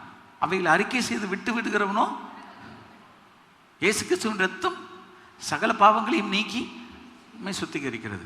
நம்முடைய பாவங்கள் ரத்தாம்பர சிவப்பாக இருந்தாலும் பஞ்சைப்போ வெண்மையா. நம்முடைய பாவங்களை நாம் அறிக்கையிட்டால் பாவங்களை நமக்கு மன்னித்து எல்லா அநியாயத்தை நீக்கி நம்மை சுத்திகரிக்க அவர் உண்மையும் நீதியும் உள்ளவராக இருக்கிறார். பைபிள் அந்த வசனம்லாம் இருக்குது. நான் கடவுள்கிட்ட மன்னிப்பு கேட்கல, மனுஷ இடத்துல மன்னிப்பு கேட்கல, ஆனால் நான் ஆடி பாடி மகிழுவேன். ஆண்டவரை நான் பார்க்க போகிறேன். எனக்கு தெரியல. இயேசு கிறிஸ்துவோட மினிஸ்ட்ரி டெலிவரன்ஸ் மினிஸ்ட்ரி, ஜீசஸ் கிறிஸ்துவோட மினிஸ்ட்ரி ஹீலிங் மினிஸ்ட்ரி. யோனா பிரசங்கம் பண்ணது நியாய தீர்ப்பை குறித்து பிரசங்கம் பண்ணினார். ஆனால் ஜனங்கள் மனம் திரும்பினார்கள். இயேசு கிறிஸ்து வெறும் நியாய தீர்ப்பை குறித்து பேசவில்லை. வரப்போகிற நியாய தீர்ப்பு இருந்தாலும் இப்பவா இப்பவா இப்பவா என்று அழைத்தார். இயேசு கிறிஸ்து எவ்வளவு நாள் நம்மளை கூப்பிட்டுக்கிட்டே இருப்பார்? கிறிஸ்தவ ஜனங்களை எவ்வளவு நாள் கூப்பிட்டு கொண்டிருப்பார்? என்னிடத்தில் வருகிற ஒருவனை நான் ஒரு காலம் புறம்பே தள்ள மாட்டேன். எவ்வளவு நாள் நம்ம உங்களுக்கு சொல்லிக்கிட்டே இருப்பார்? இப்போ நான் சொல்ல, ஒரு சின்ன பிள்ளை இருக்கு, அந்த பிள்ளைக்கு எப்படி நான் அந்த பிள்ளையை தூங்க வைக்கணும்னா சொல்லுங்க, தட்டி கொடுத்தா தூங்கிடும். ரைட்டா? சின்ன பிள்ளையை தட்டி கொடுத்து அது தூங்கும். நம்மளை யாராவது வந்து தட்டி கொடுங்க நான் தூங்குறேன்னு சொன்னால் என்னை எதனால அடிப்பாங்க சொல்லுங்க பார்ப்போம். எதில் அடிப்பாங்க? நான் தூக்கணும், என்னை தட்டி கொடு அப்படின்னா ஒரு மிதி மிதிச்சு இந்த மாதிரி வார்த்தை இனி வந்தது கொண்டே விட்டேன். நான் பசிக்குதா சாப்பிடு, தூக்கம் வரும். வேலை செஞ்சுட்டு வா, டயர்டாக தூங்கும் பேசாம. அப்போ அவங்களுக்கு, வயசானவங்களுக்கு பலமான ஆகாரத்தை கொடுக்கணும். வயிறில் பசியை வச்சுட்டு தூங்குறேன்னா எப்படி தூங்க முடியும்? என்ன தட்டி கொடுத்தாலும் தூங்க முடியாது. யாருக்கு என்ன செய்யணும்னு தெரியணும். கைகளை வைத்து கர்த்தரை மகிமைப்படுத்தும். தேவனுடைய ஞானம், அளவிற்குரிய ஞானத்தை நமக்கு கொடுத்துருக்கிறார். இயேசு கிறிஸ்துடைய ஊழியத்தை நீங்கள் படித்து பாருங்க. You will be astonished by what Jesus has done. நான் இதெல்லாம் படித்து பார்த்துட்டு தான் ஆண்டவரே இப்படிப்பட்ட ஒரு ஊழியம் செய்ய கர்த்தர் நம்மை அழைத்திருக்கிறார். ஏன்? யோனாவிலும் பெரியவர் இங்கே இருக்கிறார். இன்னைக்கு வரை யோனாவுடைய பிரசங்கத்தை கேட்டு நினைவே பட்டணம் மறந்திருமினது, அவ்வளவுதான். ஆனால் இன்றைக்கு இயேசு கிறிஸ்து பிரசங்கத்தை ஆரம்பி வைத்த நாளிலிருந்து 2000 வருஷங்கள் பிரசங்கம் பண்ணி கொண்டிருக்கிறது. கோடி கோடி மக்கள் கர்த்தராயிருக்கிற இயேசுவை சொந்த இரட்சகராய் ஆண்டவராய் ஏற்றுக்கொண்டிருக்கிறார். யார் பெரியவர்? யோனா அந்த நாளுக்குத்தான் பெரியவன். ஆனால் இயேசு எக்காலத்துக்கும் பெரியவர். அவர் நேற்றும், அவர் இன்றும், அவர் என்றும், அவர் மாறாதவர். மரித்தே நாளாலும் சதா காலங்களிலும். உங்களுக்கும் எனக்கும் ஒருவர். யோனா உங்களுக்கு வேண்டுமா என்று கேட்டால், இல்லை இயேசு வேண்டும் என்று கேட்டால் யாரை கேட்பீர்கள்? யோனா நல்லதுதான், ஆனால் எனக்கு இயேசு வேண்டும், எனக்கு பெரியவர் வேண்டும். சாலமோனிலும் பெரிய இயேசு எனக்கு வேண்டும். தீர்க்கதரிசிகளில் பெரிய தீர்க்கதரிசி ஆகிய இயேசு எனக்கு வேணும். 3வது சொல்லி முடிக்கிறேன். ஷார்ட்டாக தான் பண்ண முடியும், ஒரு வழி இல்லை. மத்தேயு 12 அதிகாரத்தில் ஃபஸ்ட்டு எடுத்து பாருங்கள். அதான் நான் சொன்னேன், இயேசு கிறிஸ்துவோட மினிஸ்ட்ரியில் கோபம் கூடின இடம். சரி, இந்த வசனத்தை படிச்சிருவோம், டக்க முடியும். 6வது வசனம், தேவாலயத்திலும் பெரியவர் இங்கே இருக்கிறார். சாலமோனிலும் பெரியவர், தீர்க்கதரிசியிலும் யோனாவிலும் பெரியவர். 3வது எதில் பெரியவர் தெரியுமா? சொல்லுங்க சத்தமா. தேவாலயத்திலும் பெரியவர். கோயிலை காட்டிலும் இயேசு பெரியவர். இது எதை குறிக்கிறது என்றால், ராஜாவை காட்டிலும் இயேசு பெரியவர், தீர்க்கதரிசியை காட்டிலும் இயேசு பெரியவர். 3வது பிரிஸ்ட்ஹுட், ஆசாரியத்துவத்தின் பிரதான ஆசாரியனை காட்டிலும் என் இயேசு பெரியவர். இயேசு கிறிஸ்துவோட 3 ஊழியம் இருக்கிற, ராஜா ஊழியம், தீர்க்க தரிசன ஊழியம், ஆசாரியத்துவ ஊழியம். என் இயேசு கிறிஸ்து ஒரு ஆசாரியனை காட்டிலும் பெரியவர். தீர்க்கதரிசி தேவனுடைய செய்தியை பற்றி மனுஷ இடத்துல சொல்லலாம், spokesperson for God. But a priest is a spokesperson for people. ஜனங்களுடைய பிரச்சனையை தேவனிடத்தில் கொண்டு போகிறார். அங்கே ஆண்டவர் என்ன சொல்கிறார்? தேவாலயத்திலும் பெரியவர் இங்கே இருக்கிறார். ஏன் சொன்னார்? சுருக்கமாக சொல்லி முடிக்கிறேன். இந்த வசனம் முழுவதும் நீங்கள் படிச்சு பாருங்கள், வீட்டில் போய் படிச்சு பாருங்கள். தயவுசெய்து மத்தேயு 12:1 முதல் 7 வசனங்களை படித்து பாருங்கள். இதுதான் கான்டெக்ஸ்ட். இல்லை 8 வரைக்கும் படித்து பாருங்கள், அப்போ தான் கான்டெக்ஸ்ட். இந்த கான்டெக்ஸ்ட்டை விட்டுட்டு தூக்கக்கூடாது. இயேசு கிறிஸ்து ஓய்வு நாளுக்கு ஆண்டவர் அடுத்து வர்றார். ஓய்வு நாள் அப்புறம் வர தேவாலயம். இயேசு கிறிஸ்து சொல்லியிருக்க தேவாலயத்தில் பெரியவர் என்று ஏன் சொன்னார்கள்? ஒரு பெரிய கேள்வி வருகிறது இல்லையா? யாரும் யோசிச்சு பார்த்தீங்களா? இது என்னைக்கு? இயேசு ஓய்வு நாளில் போகிறாரு. சீஷர்கள் பசியாக இருந்தபோது கதிர்களை கொய்து என்ன செய்தார்? தின்ன தொடங்கினார்கள். எனக்கு ரொம்ப டைம் வேணும், கிருபை. பரிசையர் பார்த்துட்டாங்க. ஏசு வேண்டாம், ஓய்வு நாளில் செய்யத்தக்காத ஏன் செய்கிறான் வந்துட்டாங்களா? அவங்க சட்டத்தை நூல் பிடிச்சு பார்க்குறவங்க. இயேசு கிறிஸ்துவை சுற்றி பயங்கரமான குற்றம் பிடிக்கிறவங்க சுற்றிக்கிட்டு இருக்காங்கன்னு இயேசுவுக்கு தெரியும். இந்த சீசர்களுக்காலும் புத்தி இருந்திருக்கணும், புத்தியும் இல்லை. பக்தி இருக்குது, புத்தி இல்லை. பக்தி இருக்கு, அடே அப்பா கைதட்ட பார்த்தா பிரம்மரமாக நல்லா இருக்கு. பக்தி இருக்கிற புத்தி இல்லை. அவங்க கரெக்டாக வந்து பிடிச்சிட்டாங்க. ஓய்வு நாளில் செய்யத்தக்காது. ஏன்னா ஓய்வு நாளில் பிரச்சனை பண்ணக்கூடாது. என்ன செய்யக்கூடாது. ஆனால் அவங்க என்ன செஞ்சாங்கன்னா, நீங்கள் பைபிளில் வசனங்களை எடுத்து பாருங்கள். இப்போ யாத்திரையாகமம் 31, 16, 17, உபாகமம் 5, 14, யாத்திரையாகமம் 34, 26, இந்த வசனங்கள் எல்லாம் நிறைய வசனங்கள் இருக்குது. இதில் என்னென்னா, பிறருடைய வயலில் அருவாளை தான் நீட்டக்கூடாது. கதிர் அருவாள் சுத்தியல் இருக்குல்ல, இந்த கதிர் அருவாளை தான் வீசக்கூடாதே ஒழிய பசிக்கு எடுத்து சாப்பிடலாம். இயேசு கிறிஸ்து ஒரு மனிதனுடைய பசியை புரிந்து கொள்ளுகிற தேவன். அல்லேலூயா, அல்லேலூயா. புரியுதா உங்களுக்கு? இப்போ உங்களுக்கு பசிக்குதுன்னு நினைக்கிறேன், சரியா? ஆமாம், உங்கள் பசியை புரிந்தவர். 1 மணி வரைக்கும் மீட்டிங் நடத்தக்கூடாது. டம்மரின் அடிச்சுக்கிட்டு, கொட்டை அடிச்சுக்கிட்டு, ஆவியானவர் அசைவாரெல்லாம் பூச்சாண்டி காட்டக்கூடாது. உங்களுக்கு பசிக்குதுன்னு எனக்கு தெரியும், சரியா? ஆமாம், சாப்பிடாம நிறைய பேர் வந்திருக்கலாம். ஓய்வு நாளில் செய்யத்தகாது. அவங்க ஒரு ரூல் எடுக்கிறாங்க. இயேசு கிறிஸ்து இன்னொரு ரூல் எடுக்கிறார். தாவீதும் அவனோடு இருந்தவர்களும். இயேசு கிறிஸ்து சீஷர்களுக்கு வக்காலத்து பேசுகிறார். வக்காலத்துனா தெரியும், லீகலாக ஆர்கியூ பண்ணுறார். வக்காலத்து ஃபைல் பண்ணணுன்றாங்களே. தாவீது அவனோடு இருந்தவர்களும் பசியாக இருந்தபோது செய்ததை நீங்கள் வாசிக்கவில்லையா? அவன் தேவனுடைய வீட்டில் பிரவேசித்து, உள்ளே போகக்கூடாது, போயிட்டான். தேவ சமூகத்து அப்பங்களை, வேறு ஒருவரும் புசிக்கத்தகாத அப்பங்களை தானும் தன்னோடு இங்கே 12 மேஜை சமூகத்து அப்பம் ஒரு வாரத்துக்கு ஒரு தடவை மாற்றணும். ஒரு வாரத்துக்கு ஒரு தடவை, ஒரு நாளைக்கு ஒரு நாள் மாற்றணும். இப்போ ஒரு நாள் வச்ச அப்பத்தை, தூபம் போட்டு மற்றத்தை முடிஞ்ச பிறகு 12 அப்பம் மறுபடியும் வைப்பாங்க. அந்த அப்பத்தை எடுத்துட்டு தான் புதிய அப்பம் வைப்பாங்க. இந்த பழைய அப்பத்தை சாப்பிட்றதுக்கு யாருக்கு உரிமை இருக்குன்னா, பரிசுத்தமானது தான். அதுவும் புதுசாக வைக்கிறதும் பரிசுத்தம், பழசும் பரிசுத்தம். ஆனால் அந்த பழைய அப்பத்தை யாருக்கு கொடுப்பாங்கன்னா, ஆசாரிய குடும்பம் தான் புசிக்கலாம், வேற யாரும் புசிக்கக்கூடாது. என்னுடைய தகப்பனார் கம்யூனியன் சர்வீஸ் நடத்துவாங்க அந்த காலத்தில். அப்போ அவங்களே கிரேப் ஜூஸ் புழிஞ்சிருவாங்க. அப்போ கிரேப் ஜூஸ் முடிஞ்சு கம்யூனியன் கொடுக்கும்போது நான் தான் அண்ணா நகர் சபையிலேருந்து போய் என்னுடைய தகப்பனார் ஊழியம் செய்வேன். கம்யூனியன் கொடுத்து முடித்த உடனே அது மீதி உள்ள அப்பமும் இதுவும் வரும், சரியா? அந்த திராட்சை ரசத்தை வேறு யாரும் கொடுக்க மாட்டாங்க. எங்கள் அப்பா அவங்க ஒரு மடக்கு, நான் ஒரு மடக்கு, முடிஞ்சு டோட்டல் கான். அவங்களும் குடிச்சிடுவாங்க, ஊற்றுவாங்க. என் வீட்டில் உள்ள யாரும் கொடுக்க மாட்டாங்க. நான் கேட்டேன், என்னப்பா இதை நீங்கள் மறுபடியும் எனக்கு தரீங்கன்னு. டேய், நமக்கு உரிமை இருக்குடா, நம்ம தான் செய்யணும், வேறு யாரும் செய்யக்கூடாது.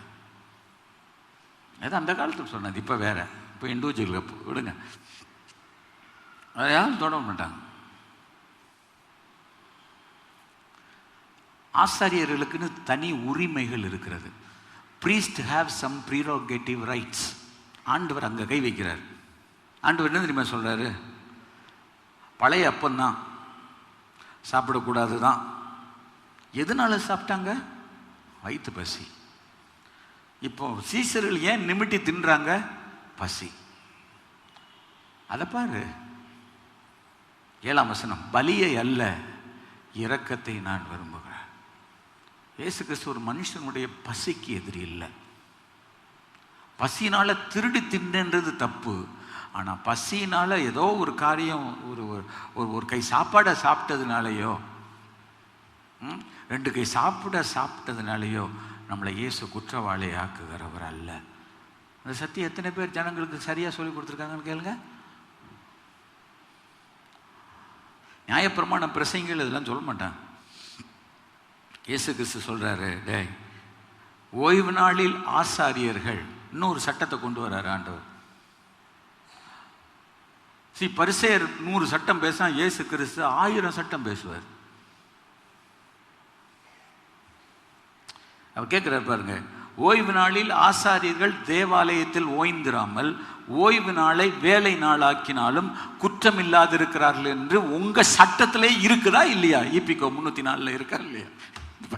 இருக்கா இல்லையா? ஆசாரியர்கள் இருங்க, இத்தனை பேரை வேலை செய்யக்கூடாதுன்னு சொல்லி பரிசேயர் எப்படி தெரியுமா ஆர்கியூ பண்ணாங்க? நீங்கள் அதோடைய ஹிஸ்ட்ரி எடுத்து படித்து பார்த்தா 39 சட்டங்கள் இருக்கிறது. ஓய்வு நாளில் ஒரு சின்ன விஷயத்துக்கு 39 சட்டங்கள் இருக்கிறது. யார் ஞாபகத்தில் வைக்கிறது? கதிர்களை கொய்து இருங்க, ஒரு ஒரு அறுவடை எடுக்கும்போது எடுக்கிறது குற்றம், அது பக்கத்தில் கொண்டு போகிறது குற்றம், அந்த இடத்துல வைக்கிறது குற்றம்னு 39 விதம் இருக்கு. அவன் பறித்து வயலில் போட்டு போயிட்டான், பசிச்சிருச்சு பாவம், ஏசாமி சாப்பிடல. ஆனால் இதை ஒரு பெரிய கொலை குற்றமா? இந்த கிறிஸ்தவ உலகத்தில் எதெல்லாம் கொலை குற்றமாக கொண்டு வர்றாங்க தெரியுமா? தேவையில்லாதெல்லாம் குற்றம் குற்றம் என்று சொல்லி பாவம் பாவம் அதை அறிக்கையிடு, அழுகு, உருளு, பெறலுன்னு சொல்லிட்டு இருக்கிறேன். எனக்கு சிரிப்பா இருக்கு. பசி. ஓய்வு நாளில் ஆசாரிகள் தேவாலயத்திலே ஓய்ந்திராமல், நீங்க சொல்லுங்க, ஆண்டவர் சொல்லுகிறார், ஒரு பெண்களுக்கு கற்ப வேதனை வரும்போது அது ஓய்வு நாள்லையும் மாரி காலத்திலேயே வரக்கூடாதுன்னு ஜோம் பண்ணுங்கன்னு சொன்னாரா இல்லையா? எதுக்கு? ஓய்வு நாளில் இவ்வளோ தூரம் தான் ட்ராவல் பண்ணலாம், 2.5 மைல் தான் போகலாம், 2.5 கிலோமீட்டர் 2.5 மைல் தான் போகலாம், அது மாதிரி போகக்கூடாது. ஸோ அவங்க ஓய்வு நாளை கடைப்பிடிக்கிறதுக்கு 1008 சட்டங்களை வைத்திருக்கிறார்கள். நியாயப்பிரமாணத்தை உருவாக்கி தந்த இயேசு கிறிஸ்துவிடத்தில் கேள்வி கேட்கிறாங்க. இயேசு உங்களுக்கு பதில் கொடுக்கணுமா வேண்டாமா? நீங்களே கேளுங்க. இப்போ நான் சட்டத்தை உண்டாக்கிட்டு என்கிட்ட ஒருத்தர் கேட்டால் நான் உங்களுக்கு பதில் சொல்றதுக்கு நான் ரெடியாக இருக்கணும்ல. என்ன சட்டத்தில் பிடிக்கணும்னா நான் சட்டத்தில் நெளிவு சொல்லிக்குள்ள நான் போவேனா இல்லையா? இயேசு பிடிக்க பார்க்குறாங்க சார். ஆண்டவர் சொல்ற ஓய்வு நாட்களில் ஆசாரியர்கள் தேவாலயத்தில் ஓய்ந்திராமல். இத்தனை சட்டங்கள் இருக்குதே, ஆசாரிகள் என்னென்ன வேலை செய்யணும் தெரியுமா? ஒருத்தர், நீங்கள் ஒரு ஆட்டை கொண்டு போயிட்டீங்க, என்ன செய்யணும் தெரியுமா? ஒருத்தர் கழுத்தை வெட்டணும், ஒருத்தர் ரத்தத்தை பிடிக்கணும், ஒருத்தர் தோலை உரிக்கணும், ஒருத்தர் தோலை உரிக்க முடியாது, ஒரு 3-4 பேர் கொக்கியில் மாட்டிக்கிட்டு கொளுத்தை உரிக்கணும், ஒருத்தர் என்ன செய்யணும், ஆசாரியர் சந்து சந்தா வெட்டணும், ஒருத்தர் என்ன செய்யணும், கழுவணும், கொழுப்பு நிறைய விஷயங்களுக்கு அதை அலசணும், அதை ஒரு சில ஆசாரிகள் எடுத்துகிட்டு கொண்டு வந்து பலிபீடத்தில் வைக்கணும், ஒருத்தர் அதை எரிக்கணும். ஆசாரியர்கள், விசுவாசிகள் ஒருத்தர் வேலை செய்யட்டாலும், ஜனங்களே வேலை செய்யட்டாலும், ஆசாரியர்கள் ரவுண்ட் த கிளாக் உள்ள செய்யணும். தீபம் ஏற்றணும், விளக்கு ஏற்றணும், மேஜை சமூகத்தை அப்பத்தை ரெடி பண்ணணும், மாற்றணும், வைக்கணும். அவங்களுக்கு ஞாயிற்றுக்கிழமை ஃப்ரீ கிடையாது. ஆனால் ஊழியர்கள் ரொம்ப சும்மா இருக்கிறாங்க. யார் சொல்லி கொடுத்தா சும்மா இருக்கிறாங்கன்னு? அவங்க ஞாயிற்றுக்கிழமை ஆராதனையோட வேலை முடிஞ்சிருச்சு, கடை இழுத்து மூடிட்டு போயிட்டாங்க. இந்த சர்ச்சை கதவுகளை சகோதரர்கள் பூட்டிட்டு போனாலும் எங்கள் மனசு இன்னைக்கு வரைக்கும் 24 மணி நேரமும் திறந்தா இருக்கு. நாங்கள் படுத்திருந்தாலும் சரி, நாங்கள் நடந்தாலும் சரி, நாங்கள் எங்கே போனாலும் சரி, எங்கள் இதயம் சர்ச்சில் இருக்கிற விசுவாசிகள் மேலே, ஆண்டோடைய வார்த்தை கேட்குறவங்களுடைய கஷ்டங்கள், நஷ்டங்கள், அவங்களுடைய பிரச்சனைகள், அவங்களுடைய போராட்டங்களை தான் நாங்கள் இரவும் போல யோசிக்கிறோம். 45 ஆண்டுகளுக்கு மேலே நான் இந்த இடத்துல ஊழியம் செய்கிறேன். நான் என்னைக்கு இந்த சர்ச்சை விட்டு லேசாக வெளியே போயிருக்கேன் சொல்லுங்க பாப்பா? உங்களை எவங்களும் கூப்பிட மாட்டாங்க பாஸ்டர், அதனால நீங்கள் போகலன்னுலாம் இல்லை. நானே உங்கள் சர்ச்சுக்கு நான் வர்றேன்னு சொன்னால் என்னை வேண்டாம் யாராவது சொல்லுவாங்களா? நானா உங்கள் இடத்துல நான் வர்றேன், உங்கள் என்னை கூப்பிடுவாங்க.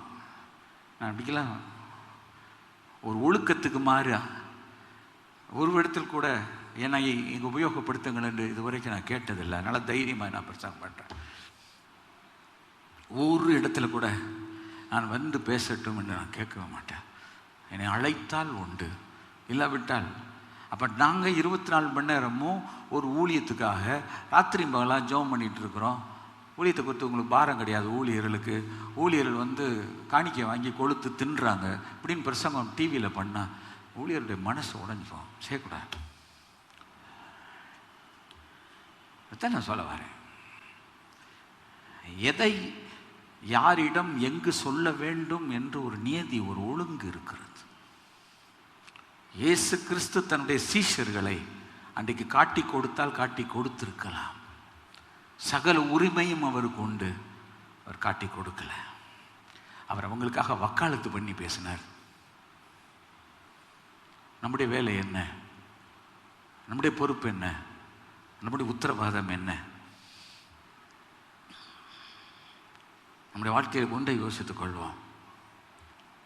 ஆண்டவர் சொல்லிட்டு சொல்றார், தேவாலயத்திலும் பெரியவர் இங்கே இருக்கிறார். நீ ஒரு சின்ன விஷயத்தை இவ்வளவு பெருசுப்படுத்துறீங்களே. ஆனால் ஆசாரியர்களுக்கு ஒரு சட்டம் இருக்கிறது. அவங்க ஓய்ந்திராமல் ஓய்வு நாளை வேலை நாள் ஆக்கினாலும் அவங்களுக்குன்னு சில அத்தாரிட்டி இருக்கிறது. நம்முடைய பிரைம் மினிஸ்டருக்கு அதிகாரம் இருக்கிறது, நம்முடைய முதல்வருக்கு அதிகாரம் இருக்கிறது. ஸ்பெஷல் கேட்டகரியில் ஸ்பெஷல் காரியத்துக்கு அவங்க உடனே சட்டங்களை அவர்கள் என்ன செய்யலாம், அவங்க போடலாம். அதிகாரத்திலே அவர்களை வைத்திருக்கிறார். அதிகாரம் அவர்களுடைய கையில் தெய்வம் கொடுத்துருக்கிறார், செய்யலாம். அவங்கள போய் நான் கொஸ்டின் பண்ண முடியுமா? அவங்கள ஏன் இப்படி செஞ்சீங்க நம்ம பேச முடியுமா? பேசக்கூடாது. அப்போ நம்ம ஆண்டவர்கிட்ட போய் அப்படி பேசலாமா? நம்ம ஆண்டவர்கிட்ட அப்படி ஜோம் பண்ணுங்க, இப்படி பிரச்சனை பண்ணிட்டு நடக்காங்க, இவங்களுக்காக ஜோம் பண்ணுங்கன்னு சொல்லி அவங்கள காட்டி கொடுக்கிறது சரிதான்? யோசிக்கணும். ஒரு ஒருத்தர் இந்த இடத்துல நான் பொதுவாக நிப்பாட்டிட்டு இவர்களுக்காக ஜெபியுங்கள் என்று சொல்லுகிறது வேற, சரியா? இவன் சபையில் ஒரு சின்ன உதாரணம் சொல்கிறேன். ஒருத்தர் இந்த இடத்துல நிப்பாட்டிட்டு இவங்களுக்காக ஜெபியுங்கள் என்று. ரெண்டாவது, அவங்க எனக்கு ஒரு தேவை இருக்குது, என் பிள்ளை சரியாக படிக்கல, ஜோம் பண்ணுங்கன்னு சொன்னால் கூட நான் முடிஞ்ச உடனே கேட்பேன், உங்கள் பிள்ளைய நீங்கள் ஏன் இங்கே காட்டி கொடுக்குறீங்க பொதுவான்னு கேட்பேன். ரைட்டா? இவங்க பிள்ளை சரியாக படிக்கலை, சபையாரெல்லாம் எழுந்து கை தூக்கி ஜோம் பண்ணுங்கன்னு நான் சொன்னால் என்ன அர்த்தம் தெரியுமா? அவங்களுடைய கண்ணியத்தை நான் காயப்படுத்துகிறேன் என்ற அர்த்தம். டியூட்டி, டிக்னிட்டி, டிசிப்ளின், கடமை, கண்ணியம், கட்டுப்பாடு, அவங்களுக்குன்னு ஒரு கண்ணியம் இருக்குது. அவங்க பிள்ளை சரியாக படிக்கலைன்னு சொன்னால் இந்த சபையில் இருக்கிறதான 100-200 குடும்பங்களுக்கு அதை நான் காண்பித்து கொடுக்கிறேன் என்று அர்த்தம். அந்த தாயினுடைய உள்ளம் எப்படி இருக்கும்? அந்த பிள்ளையினுடைய உள்ளம் எப்படி இருக்கும்? மீடியாவில் நிற்கும்போது கவனமாக நிற்கணும். எனக்கு வசதி இருக்கிறது என்பதற்காக நான் மீடியாவை யாரையாலும் குற்றப்படுத்த சொல்வேன் என்றால் இயேசு அத்தனை குற்றங்களையும் ஒரு நாள் என்னை கொண்டு வந்து நிறுத்துவார்.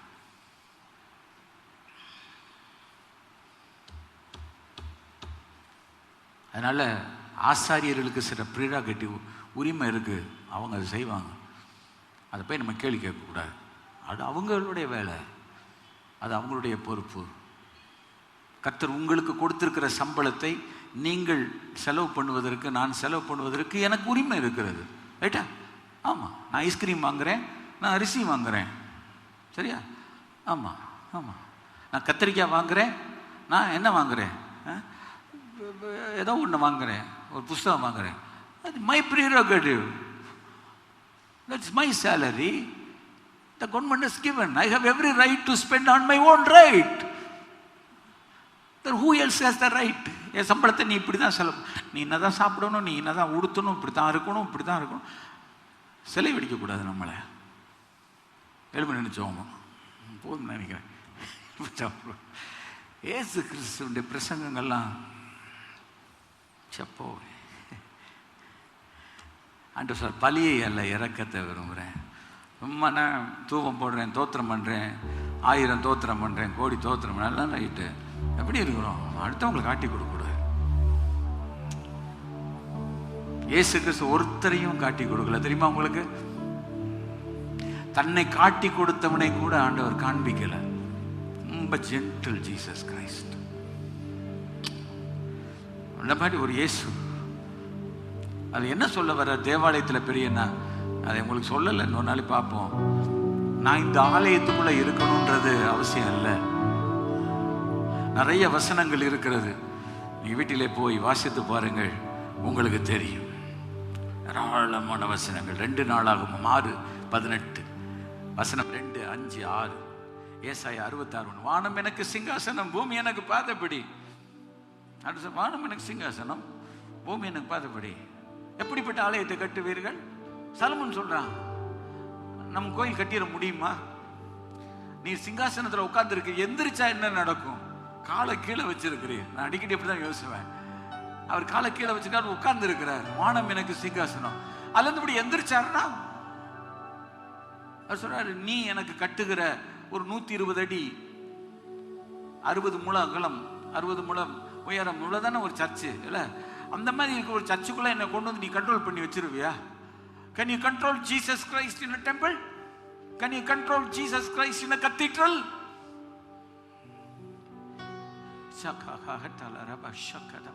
Can you control Jesus Christ in Rome? இருக்கிற பெரிய கத்தீட்ரல் கொண்டு போய் வச்சிட முடியுமா? இயேசு அடக்கி ஆள முடியுமா? இயேசு இப்படி பண்ணு என்று இயேசுவுக்கு நம்ம கட்டளை கொடுக்க முடியுமா என்ன? அவர் வானத்தையும் பூமியையும் சிங்காசனத்தையும் உள்ள எல்லாவற்றையும் உண்டாக்கினவர். இல்லாதவைகளை இருக்கிறவைகளை போல அழைத்தவர். ஒன்றுமில்லாமல் இருந்த எல்லாவற்றையும் உண்டாக்கினவர். அவருக்கு வானத்திலும் பூமியிலும் சகல அதிகாரம் அவருக்கு கொடுக்கப்பட்டிருக்கிறது. நீங்கள் புறப்பட்டு போங்கள், சகல ஜாதிகளையும் சீஷராக்குங்கள், பிதா குமாரன் பரிசுத்தாவியின் நாமத்தினால் அவளுக்கு ஞானஸ்நானம் கொடுங்கள், உலகத்தின் முடிவு புரிந்து நான் உங்களோடு கூட இருக்கிறேன் என்று சொல்லி இருக்கிறார். மரித்தேன் ஆனாலும் சதா காலங்களில் உயிரோடு கூட இருக்கிறேன் என்று சொல்லி இருக்கிறார். எவ்வளவு பெரிய ஆண்டவர், எவ்வளவு பிரம்மாண்டமான ஆண்டவர்.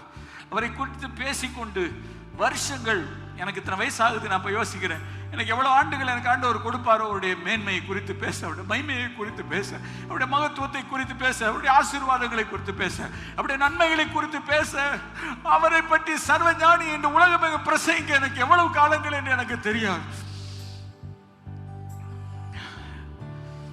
இயேசு பெரியவர், இயேசு பெரியவர். அவர் சாலமோனிலும் பெரியவர், ஜீசஸ் யோனாவிலும் பெரியவர், அவர் தேவாலயத்திலும் பெரியவர். அந்த இயேசுவை உள்ள வைக்க முடியாது. ஆண்டவர் இன்னைக்கு தெரியுமா சொன்னார், பாடணும்ல, மனுஷரிடத்தில் நம்முடைய உள்ளத்தில் அவர் வாசம் பண்ணுகிறார். 1 கொரிந்தியர் 3:16, 6:19, யோவான் 4:20, 23 அந்த பெண்ணிடத்தில் சொன்னார், மகளே, நீங்கள் இங்கு அங்கு பிதாவை தொழுது கொள்ள வேண்டும் என்று சொல்றீர்கள். இல்லை இல்லை இல்லை இல்லை இல்லை, எங்கும் பிதாவை தொழுது கொள்ளும் காலம் வரும். ஹல்லேலூயா. எங்கும் பிதாவை கொழுதும் காலம் வரும். ஆண்டவர் அன்றைக்கு சொன்னதுதான் இன்றைக்கு இந்த பகுதியில, இந்த சிவகங்கை மெயின் ரோட்ல இந்த சர்ச்சில் நம்ம ஆண்டவரை தொழுது கொண்டு இருக்கிறோம். அவரை தொழுது கொள்ளுகிற ஆவியோடும் உண்மையோடும் அவரை தொழுது கொள்ள வேண்டும் என்று சொன்னார். அவர் சொன்னார், நடக்கிறது. அவர் சொல்லி இருக்கிறது இன்னும் நடக்கும். அவருடைய வருகை தாமதித்தார். ஹல்லேலூயா, ஹல்லேலூயா. இயேசு பெரியவர், தேவாலயத்தில் பெரியவர், சாலமோனிலும் அவர் பெரியவர்.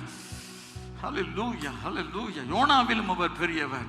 அவர் எவ்வளவு பெரியவர் எனக்குள்ள அவர் இருக்கிறார் என்று நினைத்தால் என் பயம், என் கஷ்டம், என் பிரச்சனை, என் போராட்டம், என் வியாதி, என் வேதனை எல்லாம் ஓடி போகும். Jesus, Jesus. இதை சொல்லத்தான் என்னை அழைத்திருக்கிறார். என்னை சொல்லத்தான் உங்களையும் என்னையும் அழைத்திருக்கிறார். அந்த ஆண்டவர் இன்றைக்கு சொல்லுகிறார், என்னுடைய வாசஸ்தலம் மனுஷரிடத்தில் இருக்கிறது. ஒரு நாள் வரும், இயேசு இறங்கி வருவார், இறங்கி வருவார். கோடா கோடி தூதர்களோடு, 1000 பரிசுத்தவான்களோடு கூட இறங்கி வந்து இந்த பூமியை ஆட்சி செய்யும் போது அவர் நமக்குள் இருந்து நம்முடைய மத்தியிலே அவர் வாசம் செய்வார். இன்னைக்கு அழகான பாட்டு பாடினோம், சாலமோன், இதோ மனுஷரின் மத்தியில் தேவாதி தேவன் வாசம் செய்கிறாரே. ஹல்லேலூயா சொல்லுங்க, ஹல்லேலூயா. இதோ மனுஷரின் மத்தியில் தேவாதி தேவன், கர்த்தாதி கர்த்தா வாசம் செய்கிறாரே. அந்த ஒரு ஆண்டவர் அப்படி ஆட்சி செய்யணும். என் உள்ளத்தில் ஆட்சி செய்யணும், என் வீட்டில் ஆட்சி செய்யணும், என் கடையில் ஆட்சி செய்யணும், நான் வேலை பார்க்குற அலுவலகத்தில் ஆட்சி செய்யணும், நான் போகிற பள்ளிக்கூடத்தில் ஆட்சி செய்யணும், நான் போகிற கல்லூரியில் ஆட்சி செய்யணும், நான் நடத்துகிற மருத்துவமனையில் இயேசு வாசம் செய்யணும். வருகிற ஜனங்களை கர்த்தர் தொட்டு சுகமாக்கணும். அவருடைய வேதனைகள், அவருடைய கஷ்டங்கள், அவருடைய கண்ணீர்களை கர்த்தர் மாற்றணும். ஆண்டவரிடத்தில் கேளுங்க, ஆண்டவரே, எனக்குள்ள வாசமாய் இருக்கிற ஆண்டவர், நான் இருக்கிற இடத்துக்குள்ள வாசமாய் இருந்து எனக்குள் என் குடும்பத்துக்குள் வாசமாய் இருக்கிற ஆண்டவர் என்னுடைய உறவினர்களுக்குள் என பந்துக்குள் வாசமாய் இருந்து அவங்கள உன் பக்கமாக இழுத்து கொள்ளும் ஆண்டவரே. சொல்லுங்க, இழுத்து கொள்ளும் ஆண்டவரே. என்னை இழுத்துக்கொள்ளும், அவங்களெல்லாம் இழுத்துக்கொள்ளணும் ஆண்டவரே. அவங்க எல்லாரும் ரொம்ப ஸ்டப்பனாக இருக்கிறாங்க, ரொம்ப எதிர்த்து பேசுகிறாங்க. என்னை பார்த்தா நீ இப்படி ஒரு கிறிஸ்தவனா மாறிட்டாங்கன்னு என்னை குற்றம் சொல்கிறாங்க. ஆனால் எனக்கு தெரியும், நீர் தான் ஆண்டவர், நீர் தான் ரட்சகர், நீர் தான் அபிஷேகநாதர், நீர் தான் வரப்போகிற ராஜா, நீர் தான் பரலோகத்தில் சிங்காசனத்தில் இருக்கிறீர், ஒரு நாள் வரப்போகிறீர் ஆண்டவரே. அந்த இயேசு எல்லாரிலும் பெரியவர். இந்த இடத்தில் வந்திருக்கிற நீங்கள் இதில் 3 பெரியவர் போட்டிருக்கு. நீங்கள் எத்தனை காரியத்தில் பெரியவர் என்று போட்டு அந்த இயேசுவை பெரியவர் என்று சொல்லுங்கள், அவரை பெரியவர் என்று நினையுங்கள், பெரியவர் என்று விசுவாசியுங்கள். நம்முடைய பிரச்சனைகள், நம்முடைய பிரச்சனைகளை காட்டிலும் நம்முடைய இயேசு பெரியவர், இயேசு பெரியவர், இயேசு பெரியவர் என்று சொல்லுங்க. நீங்கள் காலையில் எழுந்திரிச்சு உங்களுடைய அலுவலகத்துக்கு உங்களுடைய இடத்துக்கு போகும்போது இயேசு பெரியவர். நான் சின்ன ஆளாக இருக்கலாம், ஆனால் எனக்குள்ள இருக்கிற இயேசு பெரியவர். எனக்கு படிப்பு இல்லாமல் இருக்கலாம், ஆனால் இயேசுடைய ஞானம் பெருசு. சொல்லிட்டே போங்க, வெட்கப்பட்டு போவதே கிடையாது, வெட்கப்பட்டு போவதில்லை. ஒரு நிமிஷம் ஜெபம் பண்ணுவோம். ஆண்டவரே, நான் நல்ல வார்த்தைகளுக்காக ஸ்தோத்திரம். என் பெயரை உயர்த்துகிற எந்த இடத்திலும் வந்து ஆசை மத்தியில் நீர் இருக்கிறதுக்காக உமக்கு ஸ்தோத்திரம். என் மத்தியில் உலாவை கொண்டு இருக்கிறதுக்காக ஸ்தோத்திரம். எங்களோட மத்தியில் நீர் உடைய கரங்களை உடைய பிள்ளைகள் வைத்திருக்கிறதுக்காக ஸ்தோத்திரம். பலவீனனும் தன்னை பலவான் என்று சொல்வானாங்க என்று சொன்னது போல இந்த இடத்துல நான் பலவீனமாக இருக்கிறேன் என்று சொல்லுகிறவர்களை உடைய பலமுள்ள கரம் இப்பொழுது தொடட்டும் ஆண்டவரே. எனக்கு சில வியாதியினுடைய அறிகுறிகள் இருக்கிறது, இயேசுவை தொடும் என்று சொல்லுகிறவர்களை இப்பொழுது நீர் தொடும் ஆண்டவரே. அவள் மேல் உடைய உச்சி முதல் பாதம் வரை உடைய பரிசுத்த வல்லமை இறங்கி வருவதாக ஆண்டவர். Jesus Jesus Jesus Jesus. பலவீனமான இதயத்தை பலப்படுத்துவீராக, கால்களை பலப்படுத்துவீராக, கண்களை தொட்டு சுகமாக்குவீராக, அற்புதம் செய்வீராக, அதிசயம் செய்வீராக. ஆண்டவரே, உம்மை குறித்து நான் இந்த இடத்துல பிரசங்கம் பண்ணி கொண்டிருக்கிறேன், உம்மை வைத்து ஜெபம் பண்ணி கொண்டிருக்கிறேன், உங்களுடைய பெயரை சொல்லி சொல்லி ஜெபம் பண்ணி கொண்டிருக்கிறேன். இந்த இடத்தில் வருகிற ஒவ்வொரு மக்களுடைய பிரச்சனைகளையும் தேவைகளையும் நீர் சந்திப்பீராக. சந்தித்தீர் என்று சொல்லட்டும், சந்தித்தீர் என்று சொல்லட்டும், மாற்றினீர் என்று சொல்லட்டும், விடுவித்தீர் என்று சொல்லட்டும், அம்மே நன்மைகளை செய்தீர் என்று சொல்லட்டும், அற்புதங்களை செய்தீர் என்று சொல்லட்டும், அடையாளங்களின் குடும்பத்தில் நடந்தது என்று சொல்லட்டும். ஆண்டவரை எல்லாரும் சேர்ந்து மகிமைப்படுத்த கர்த்தர் கிருபை தருவீராக. இந்த ஏழை கூப்பிட்டான், கர்த்தர் கேட்டவனுடைய இடுக்கண்கள் எல்லாம் நீங்களாக்கி விடுவித்தது போல விடுவிப்பீராக, விடுவிப்பீராக, விடுவிப்பீராக, விடுவிப்பீராக, விடுவிப்பீராக. ஒவ்வொருவர் மேலும் உடைய கரம் இறங்கட்டும், உடைய வல்லமை இறங்கட்டும், உடைய பரிசுத்தம் இறங்கட்டும், உடைய கிருபை இறங்கட்டும். இயேசு சுவாமி, நினைப்பதற்கு வேண்டிக் கொள்வதற்கும் அதிகமாய் கிரியை செய்யணும்னு சொல்லி ஜபிக்கிறோம். இந்த காயப்பட்ட கரங்களில் ஒப்பு கொடுக்கிறோம். துதி கனமகிமை உமக்கு, உமக்கு, உமக்கே செலுத்துகிறோம். ஒவ்வொருவரையும் ஆசீர்வதி. என் வாழ்க்கையில் இதெல்லாம் நடக்கலை, எங்களுக்கு நடக்கலைன்றதெல்லாம் நடக்கட்டும் கர்த்தாவே. ஆமென், ஆமென். நடக்கட்டும் கர்த்தாவே. நீ பெரியவர் என்பதை ஆண்டவரே உங்களுடைய பிள்ளையோட வாழ்க்கையில் நீர் காண்பீரா. எல்லா துதி, எல்லா கலம் மகிமை இயேசுவின் நாமத்தில் ஜெபிக்கிறோம் ஜீவன நல்ல பிதாவே. என் ஆத்மாவே கர்த்தரை ஸ்தோத்திரி, என் முழு உலகமே பரிசுத்த நாமத்தை ஸ்தோத்திரி. என் ஆத்மாவே கர்த்தரை ஸ்தோத்திரி, அவர் செய்த சகல உபகாரங்களை மறவாதே. ஆமென். இப்படி நம்முடைய கர்த்தராக இருக்கிற இயேசு கிறிஸ்துவின் கிருபை, பிதாவாகிய தேவனுடைய அன்பு, பரிசுத்த ஆவியானுடைய அந்யோன்ய ஐக்கியம் நம் அனைவரோடும் சதா காலங்களிலும் சகல பரிசுத்தவான்களோடும் அப்படி வருகை பரியந்தம் இருப்பதாக. கர்த்தர் உன்னை ஆசீர்வதித்து உன்னை காக்க கடவர். கர்த்தர் தம்முடைய முகத்தை உன்மேல் பிரகாசிக்க பண்ணி உன்மேல் கிருபையாயிருக்க கடவர். கர்த்தர் தம்முடைய முகத்தை உன்மேல் பிரசன்னமாக்கி உனக்கு சமாதானம்